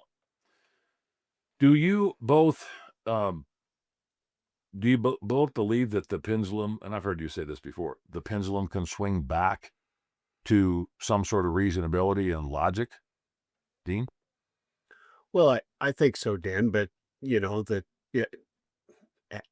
what's it going to take, right? I mean, what kind of catastrophe is it going to take? I mean, sometimes in our day and age, in our politics nationally or whatever, you just get down to that. It's going to take a train wreck before it maybe comes back. I certainly, I sit here and I hope so. I mean, I wouldn't continue. If I didn't think so, I certainly wouldn't be working with John on some stuff outside of this, and I'd just go hunting. And you're on the Sports Versus Roundtable. You and I serve on there together, and I mean, you've still put a lot of time and effort behind the scenes. That is volunteer time. I mean, nothing like Dan Gates, but yeah, No. But so I certainly hope so, and I certainly think it needs to, and I certainly hope we get there. But boy, the way some of these things are going, us against them kind of thing has become sort of that's what it's become increasingly. Absolutely. And if you look at the legislature. With some of our advocates, with the Colorado Legislative Sportsman's Caucus, Senator Will not being Senator Will anymore, now he's Commissioner Will for Garfield County. You look at, I mean, I talked to Perry the other day, the displeasure of him being a representative and a senator, realizing that he did the best that he could possibly do, and those individuals in the Capitol wanted to work with him. But he's like, that was the most heartbreaking thing I've ever done, because you didn't have a chance to do anything right because there was too many people over there that wanted to do it wrong. And he didn't have that in the agency. And I honestly thought, I think that Perry thought that he could make a difference as opposed to just being a placeholder in hopes that times would get better. He did make a difference. Well, he made a difference, but it was the finger in the dike, the little boy with the finger in the dike. There's the problem, right? But he's got big fat fingers, so he had to put that in a bigger hole so he could do that. So Dean, if you were king for a day, and I say this often, what would be your recommendation or suggestion, or what would you insert over the course of the next 20 months to get something better for after the next 20 months?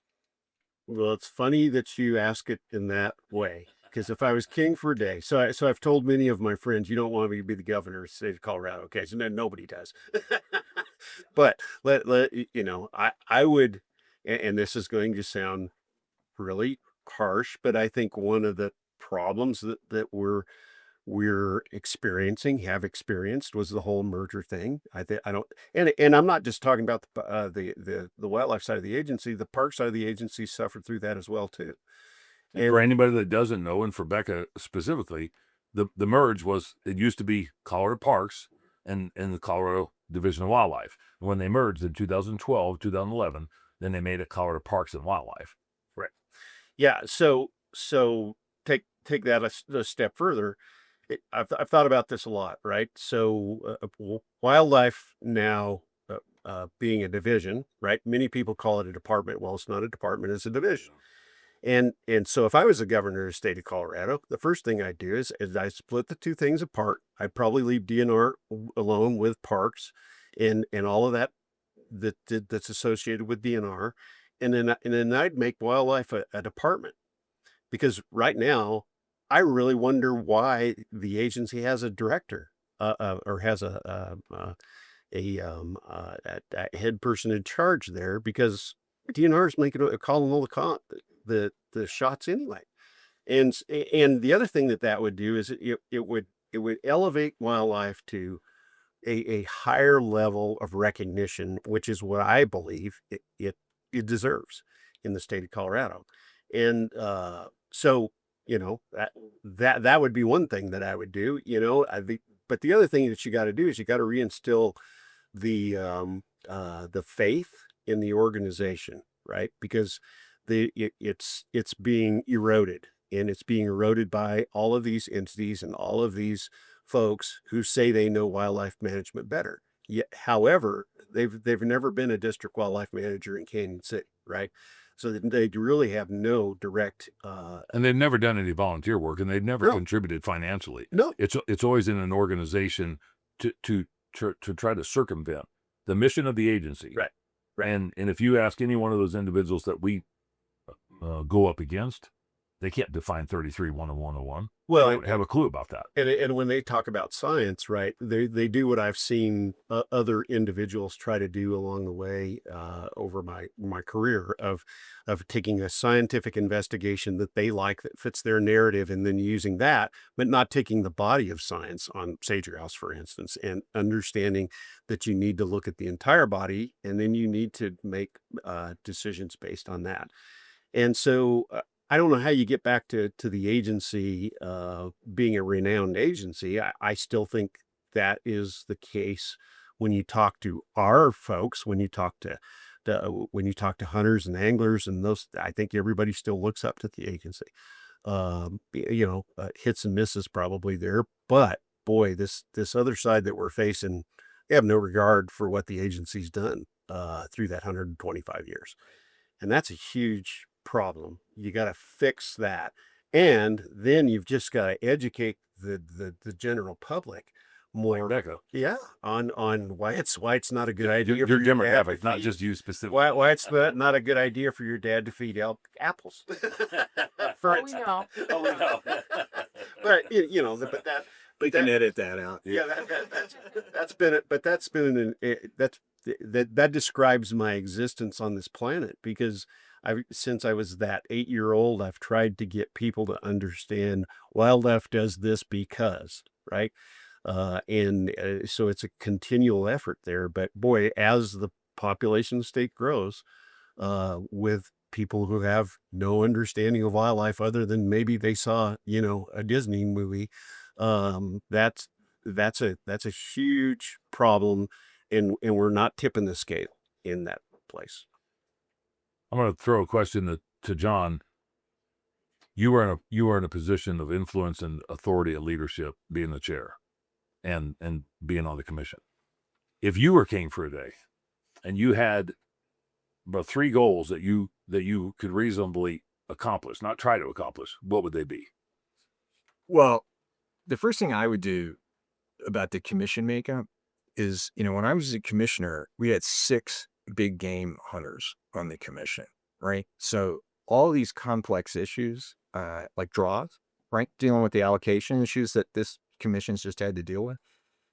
The level of expertise amongst the commissioners, and then the level of expertise amongst the staff was so, even though I was a big game hunter, I felt like I was a total amateur with people that could talk about, the most complex draw system in the country, right? So the first thing I would do is I'd start appointing people to the commission that actually, support the North American model, actually practice it. You haven't just gone hunting once when you were a little kid and now, you're totally opposed to it, right? That's not what you need on the commission. The hunting, trapping, and fishing drives the agency. And so you need to get people on there that support it. And I think that would be a huge change. And then, the next thing, Dan, is we just got to have another governor. And I think everybody that's a voter, if you're a voter and you're thinking about this next governor, I'm not here to tell you to vote Republican or Democrat. What I'm telling you is vote for the conservationists. Vote for the candidate that talks about conservation. One of the candidates that's running now that I know personally, am known for longer than I've known you, Dan. I have tried over and over to engage him on conservation issues, and he will not engage. And even though he's a personal friend of mine, I'm not voting for him. But, every voter should be asking these conservation questions and have that be part of your decision for who you vote for. And it's interesting you say that too, John, because everybody who's running for governor is concerned about the social issues, the welfare or the taxes or just the human health and safety side of things and transportation and, whatever. But when you get into a $400 million agency that provides a $7.25 billion economic input to the state with 25,000 jobs, that's not the insurmountable number there, but 25,000 jobs. 97% of all Coloradans recreate in some sort of outdoor recreation. They might be walking their dog or playing frisbee, or maybe they're fishing, or maybe they're hunting or mountain biking or whatever. The majority of Colorado people want exactly what we have and more, but they want to know that it's done appropriately. And when you have somebody that has no knowledge about that, it makes it harder. But when you have somebody that has a anti-use knowledge, an anti-utilization knowledge to that, or an agenda, it even makes it more restrictive or prohibitive.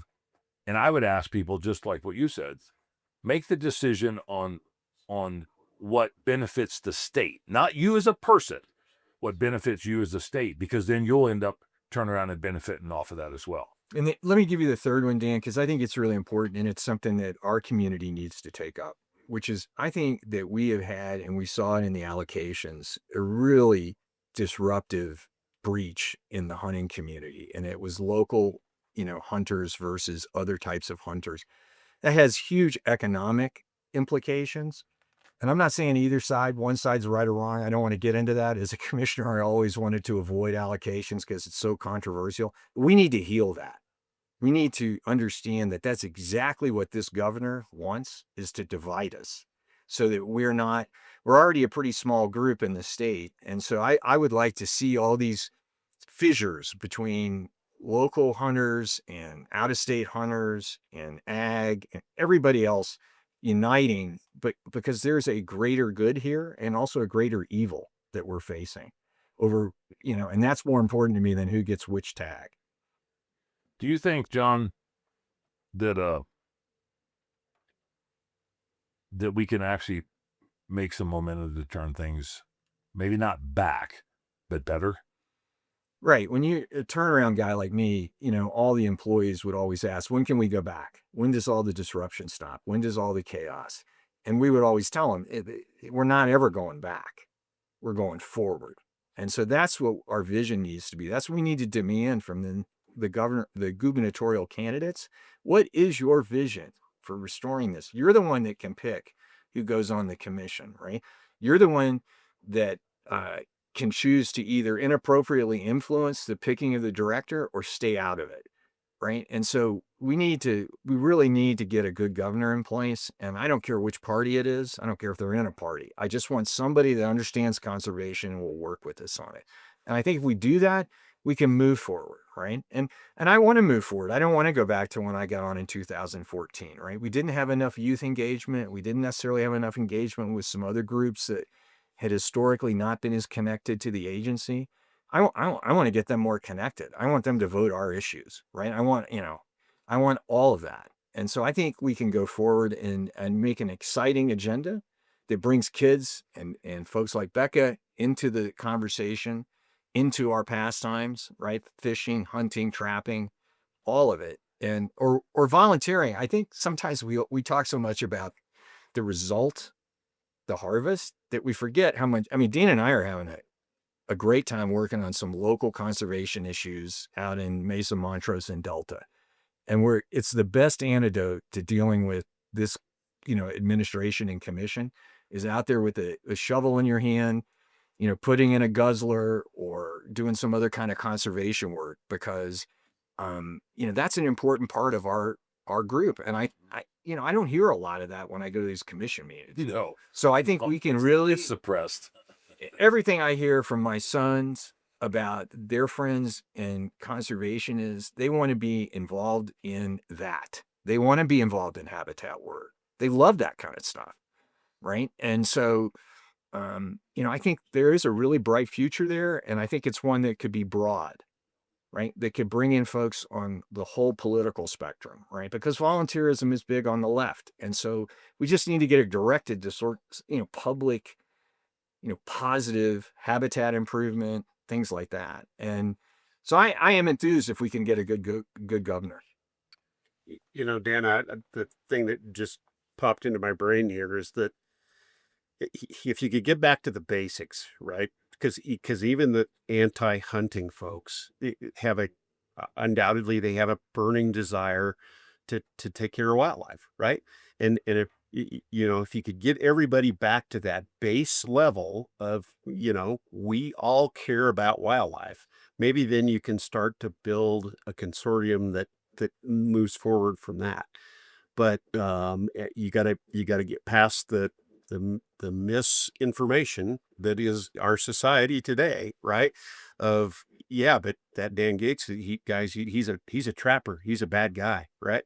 He doesn't care about wildlife. He says he cares about wildlife, but he doesn't care about wildlife, and so that's part of the issue that I see prohibits us from moving forward. And that was well said, John. I mean, we got to move forward. And we have to preach our ethics too. When we see these incidents like the wolf incident up in Wyoming, we've got to be in the forefront of saying, no, that's wrong. Yeah. That's not part of us. And I think we have a great message. We're just stymied right now by a lot of political interference in something that has traditionally not had political interference. And so I'm optimistic. Turnaround people are optimistic by nature because we have to be. And so I really view like the next director, the next governor is going to have a little bit of a turnaround, especially on employee morale, right? We have to understand that our DWMs and park rangers can go be county sheriffs and make, a lot more money. And, they're doing that because they love it. And I've heard that from some people. They said it would be easier to deal with criminals than politicians. And from the law enforcement side of it, that scares the hell out of me when we're talking about the overreach and the undermining this of what we've seen in this agency. But it's not just in this agency; it's a lot of state agencies. You look at the Department of Agriculture, just Department of Natural Resources. Look at the Oil and Gas Commission. I mean, there's things that all play into this that probably have a lot more connectivity, to particular agendas than what people realize. Very much so. And I just worry about the employees too, because I've been lucky enough to hunt and fish all over North America, right? So I've been checked by a lot of game wardens. And the way it's done in Colorado is so reflective of how professional this agency is. I've gotten, it's definitely very hostile to get checked in some states and in one Canadian province I can think of. And, here, when you're checked, it's professional. They want to see you've got the license, you've got whatever you need. And the next thing you know, you're getting hunting tips. And, hey, if you need any help, I know you got a moose tag, here's my number. I mean, it is a totally different mindset than what I encounter in other states. And I worry that if we have another gubernatorial election that results in an animal rights activist as governor, we're going to lose that. And how hard is it to get that kind of customer service? I always say a CPW, DWM is the hardest job on earth. It's law enforcement, customer service. How do you put those two together? Yeah. But somehow the agency's done that for 100 years. And we don't want to lose that. We don't want to lose that. Dan, that kind of dovetails right into this next ballot initiative that we're thinking about, because I read that whole thing again. Initiative 98. Yep. And it talks about enforcement, that entity having enforcement responsibilities. And, if that were to come to pass where, that agency then becomes the de facto wildlife management agency of the state, well, what are those enforcement people going to be looking like, right? Are they going to be ASPCA police? Because I think that's kind of what they're going to be. And that's a whole different ball game than when you start going down that road, compared to what you've got in the district wildlife managers that you have employed here today, and the understanding of hunters and the understanding of making mistakes versus a true to life poacher situation, and being able to discern those things and having that contact and getting the business stuff done, out of the way, and then but being able to sit there as a fellow hunter and have a conversation about helping you out with some ideas of where to go and how to be more successful. Yeah, and I saw a DWM one time. It was a state wildlife area, and we were camped next door, and there was a violation on Dad. Dad didn't have the right. I think he was in the wrong unit or something, right? But he had 2 young kids with it. And watching that DWM deal with that, he didn't shame that father. And then he's down on one knee talking to both of those kids, explaining, hey, this is Dad's gonna be fine. Dad, we're gonna get through this. I mean, that level. We're not hauling him to prison or anything. Yeah, that level of professionalism and concern. I mean, that DWM is thinking these 2 kids are the next. This is the future. He knows that, and he's making that effort. And so, we don't want to lose that. And if we get another governor for 8 years like this, where there's no customer service component in that initiative that you're talking about, it's all enforcement. Well, that just turns young people away, right? It certainly turned me away, and it turns my son away. They don't want to deal with law enforcement. Yeah, and we might very well end up having to deal with some of that stuff in the 2026 election year. And I know it's going to continually be part of these conversations, because the proponents of such measures want that to go on and on and on, because they came back three different initiatives so far trying to get the right language to get it through the Legislative Council and the eventual title board to get it on the ballot. I want to start to wrap things up, but I want to play a little game with you guys, because it's actually we're not going to play shirts and skins or anything, so don't worry. But That's a good date. that would probably get good ratings, really. It's so especially when we got some of our adversaries on the other side. I want to give you guys a couple particular phrases or names, and I just want you to give me a 1 or 2 word answer to that. Martin Lowney kind of extended that into a political dissertation of what he was trying. So we'll try to keep it short, but I'm going to go back and forth, and I'll mention something, I'll name something or somebody, and you give me 1 or 2 words that will explain that in your perspective. Okay? Who wants to start? Dean. As the chair would say. As the commissioner said. Yes, Yeah. yes, So I'll start off with Dean, and I'm going to say, what does conservation, in 1 or 2 words, mean to you? It means wise use. Okay. So you're on a hot seat now. You don't get to answer the same thing. We're going to go back and Yeah, I'm all ready, man. This is great. Perry Will. Great. Just it. He's just great. Just great. Okay. How about Are you sure I can't answer? you worked with him, so you can't have that. He worked for me. Yeah, I know. So I don't want to get. There's another word, governor. Yeah, governor. Oh, I like that. Yeah. I like that word. That's a good word. Yeah. There was is what to do. Interpretation there for every time they did a public speech, though. So how about Wendy Kiefover?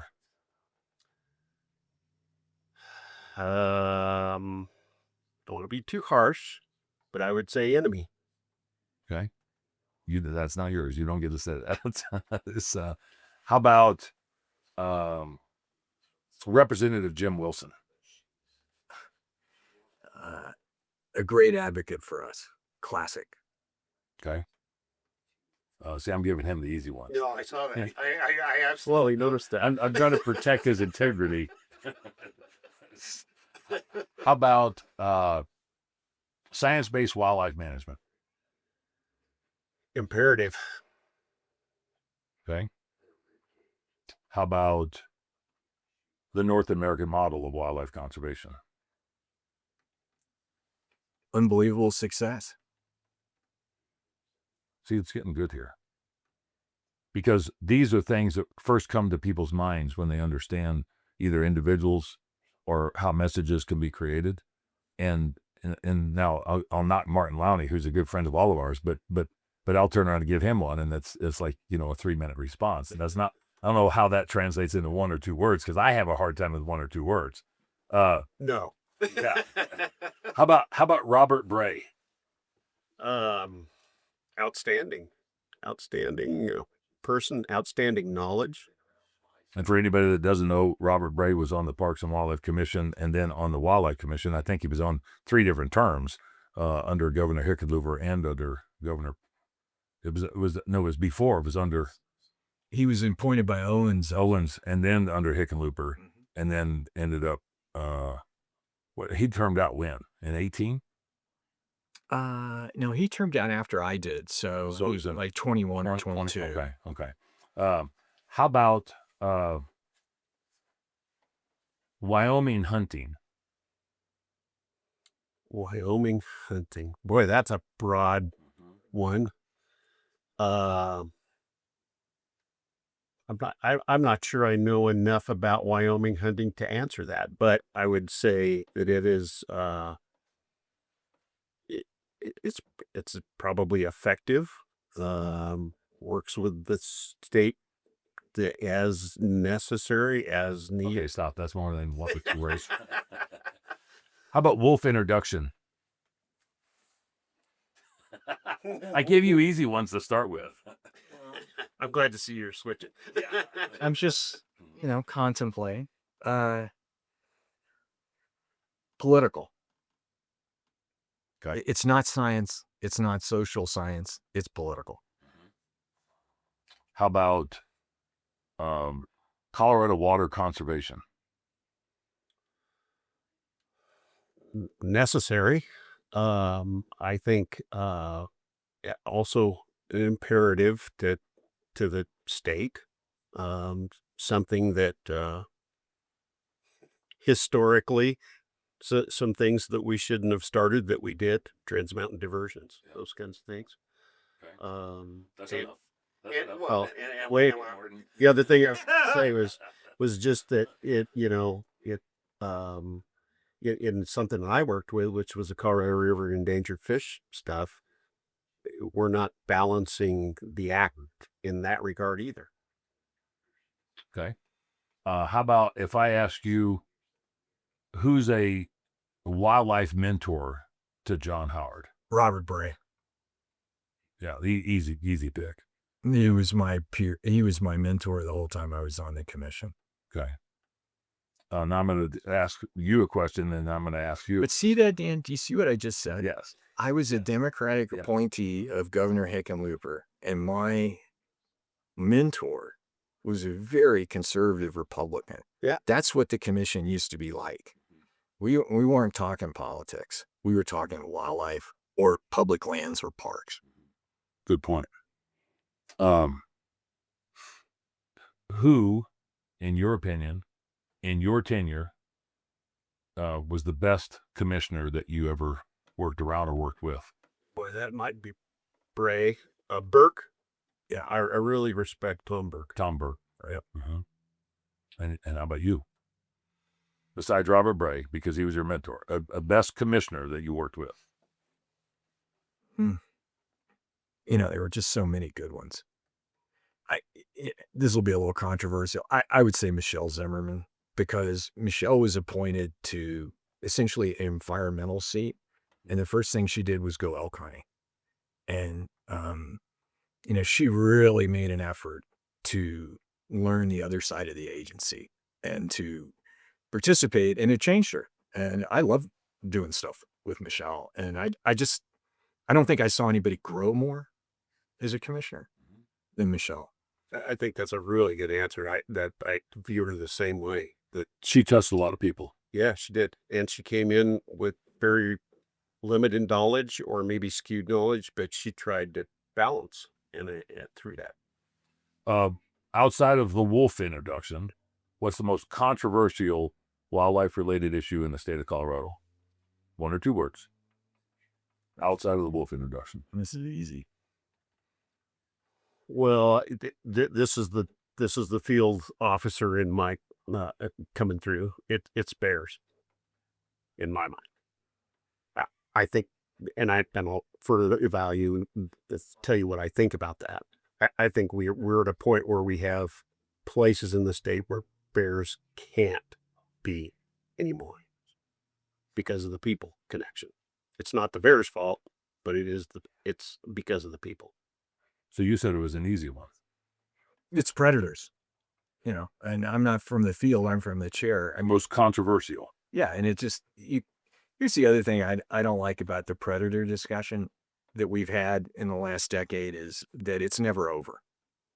Right? Like the legislature has said no, and then there's an initiative and they say no. And then, I'm talking about lions here, right? And then they go to the commission and they're still harping about it. I mean, like, when are we done? You cannot manage wildlife if all you do is fight about constantly wildlife. is fight about the same issue. You've heard from the people, you've heard from the elected officials, you've heard from the commission forever. And you're still wasting all this public time talking about, outlawing lion hunting or outlawing hounding. Oh, we're going to honor the will of the people. We're not outlawing lion hunting. We're just outlawing the only effective way to lion hunt. I mean, come on. When does it stop? Right? When does it stop? And, I hope they understand we're not giving up. We're going to fight. We're going to fight this new initiative, just like you led the fight on the lions. Well, somebody, hopefully you, but somebody's going to stand up on this ecological commission that's designed to replace CPW's commission. But, I just would like them to stop. I'm so tired of it. It's hard to say that any of what they're proposing at many different levels is anything other than right in their own mind. It's not right by the science. It's not right by the state. It's not right by the facts or the data or the agency or the landowners or it's not right by anybody except for their right. Do you have a recommendation? And I'm going to ask John next. But do you have a recommendation on what sportsmen and women can do to make our wildlife management process better? Short answer is get off the couch, right? Get involved, get engaged. And I think that because I still see that as the biggest problem that we have with the sportsman. Yeah, I always term it this way. 98% of the sportsmen are sitting on the couch waiting for the magic envelope to come in with a license in it, right? And I don't know that the average sportsman can get up in front of the commission and testify, right?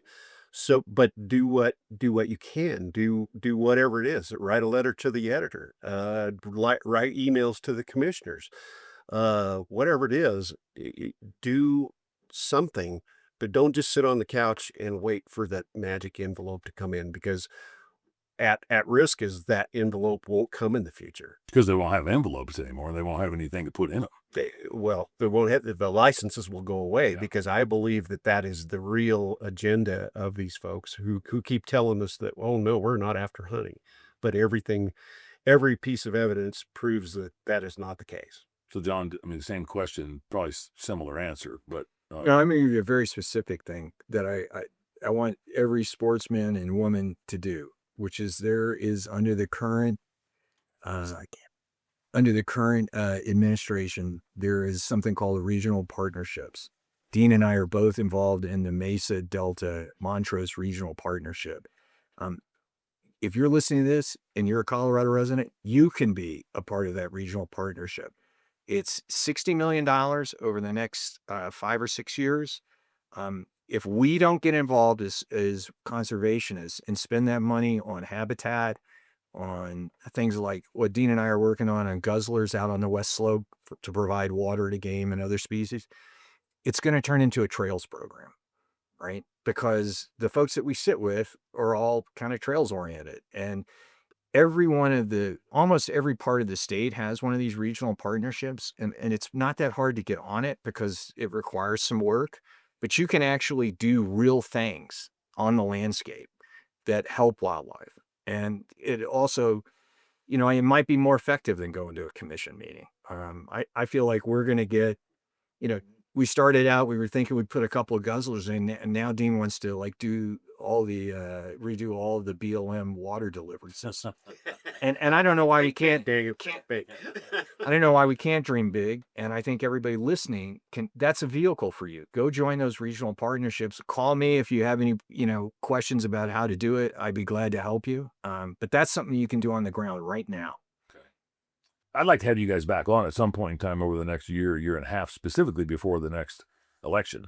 And if you guys, I guess you could celebrate your anniversary next year in Evergreen if you're so inclined, but we better get your wife on schedule for that. No, we're all good on that. So no, I appreciate you guys taking the time. We've had a lot of interaction back and forth, and I always joke about the time that you came and we tore my wall apart in the house to where we could fix the plumbing in the spare bedroom. In a game warden outfit in his uniform.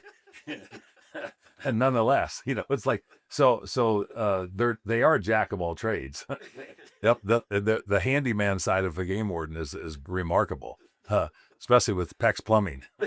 So, but no, I appreciate your guys' friendship, your intimate knowledge of the subject matter, but also be willing to turn around and come in and help promote what we've started over the course of the last multiple years since we formulated CRWM. And while there's a culmination of the election that was last year, that's probably just the first launching pad of where we as a sportsman community need to get behind and need to be able to follow up. And having these conversations, they're Colorado-centric, and we've done a lot of different episodes so far. I think this is probably going to be the 42nd or 43rd episode that you guys are on. But we've done a lot. But I think people appreciate from the Colorado side of things because I'm hearing it outside of the state and having the platform that Bobby Marshall with the Mountainside Podcast has given us to where other people can listen and go, well, I don't want Montana to do that. I don't want Utah to do this. We got to do something in New Mexico because if Colorado is bleeding over into these other states, we have to be prepared. Oh, they're coming. They're coming. Yeah, how we move to the next level. And so, the thing that I would hope that people would realize is when you have individuals like yourselves that have such a valued amount of knowledge and boots on the ground experience, and from your professional background and how you got into the wildlife side of it, and then from 30 years of wildlife management and resource management, to understand how important all of this is. And hopefully Becca's picked up a few things, and maybe she wants to turn around and slit her wrist after dealing with conversations of this. But it's important to carry on these conversations because podcasts typically don't get into the grassroots nitty gritty side of things because it's boring. But we're seeing people are paying attention to it in our state. And that's why our viewership and our listenership has increased so significantly, because people are concerned about what has happened and they don't want it to continue. And so I got to, just give kudos back out to you guys for coming on and spend a little bit of time, but not just here, but the 30 years of service that you've given the state of Colorado and the dedication you've given under the appointments of being on the commission and the chairmanship and your involvement, but also your ability to be able to speak up and start to lay maybe a different course and help the pendulum swing back the other direction. And so I don't think I can get any farther to the side. No. So a couple closing statements. Anything you want to add toward the backside of our conversation? Yeah, it just popped into my brain again. How I've been trying to now talk about this is we've got to get out of the mode of being reactive and be on the front end, right? And so I've termed it, we got to quit playing defense and start playing offense. And I'm tired of playing defense, and I'm tired of waiting for the next ballot initiative to come along to be active and keep everything going. And that does mean that we as a group out there, sportsmen in particular, but others, have got to be working on these things, and that means we've got to become a force to reckon with. That the next governor has no other option than to pay attention to us. That's what we've got to be, to play offense. John, any closing statement? Dan, I just want to publicly thank you. You've done such a remarkable job. I've known you since 2014, and I mean, you, the other thing that's interesting to watch is you've gotten really good at being an advocate. I thought he was going to say something else. Yeah, no, I Started mean, with an A. lobbying or being on the Capitol, and then grassroots, then being around the country, and I just listened to your Randy Newberg podcast, and how entertaining that was, as well as is really good on substance. And so I want to thank you. But then it's something I always used to do as a commissioner. I just want to thank the CPW staff. They are the greatest. I used to go to these WAFA meetings, Western Association of Fish and Wildlife Agencies, when I was chair. And it's essentially a couple days of presentations from the different agencies. And then you have meetings and things. But what was always so amazing to me was that when Jeff Versteeg or one of the other scientists would get up and present, the room was full. The room was full. Yes. This was the premier wildlife agency. Everybody wants to be here. Right. And we can't let that go away. And the CPW folks are stepping up. You can see it when you're in the meetings. You can see them doing the best they can to get through what is not a very supportive commission, and certainly not a supportive governor. So I just want to thank those CPW folks. And they should know that a lot of us are thinking about them every day. And we just want to see them get to a better place to work in. We want to see them get back to basics, as Dean said, and and restore the agency, to what it can be. And I think it can get to the next level. It's not just going back, it's going forward. Good point of advice from both of you. Gentlemen, I appreciate you guys coming in, making the drive over, spending some time, hopefully get a chance to fish this afternoon a little bit more. Yeah.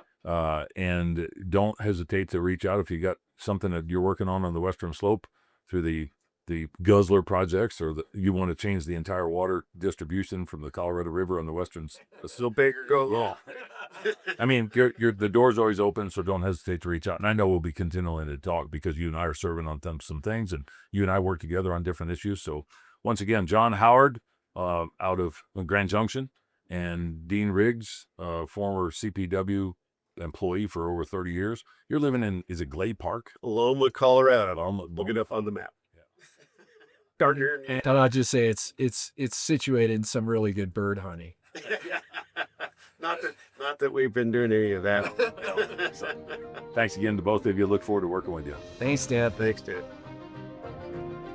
Thanks for joining us for this episode of Through the Gates. For more content like this, make sure that you like, follow, and subscribe on all of our channels.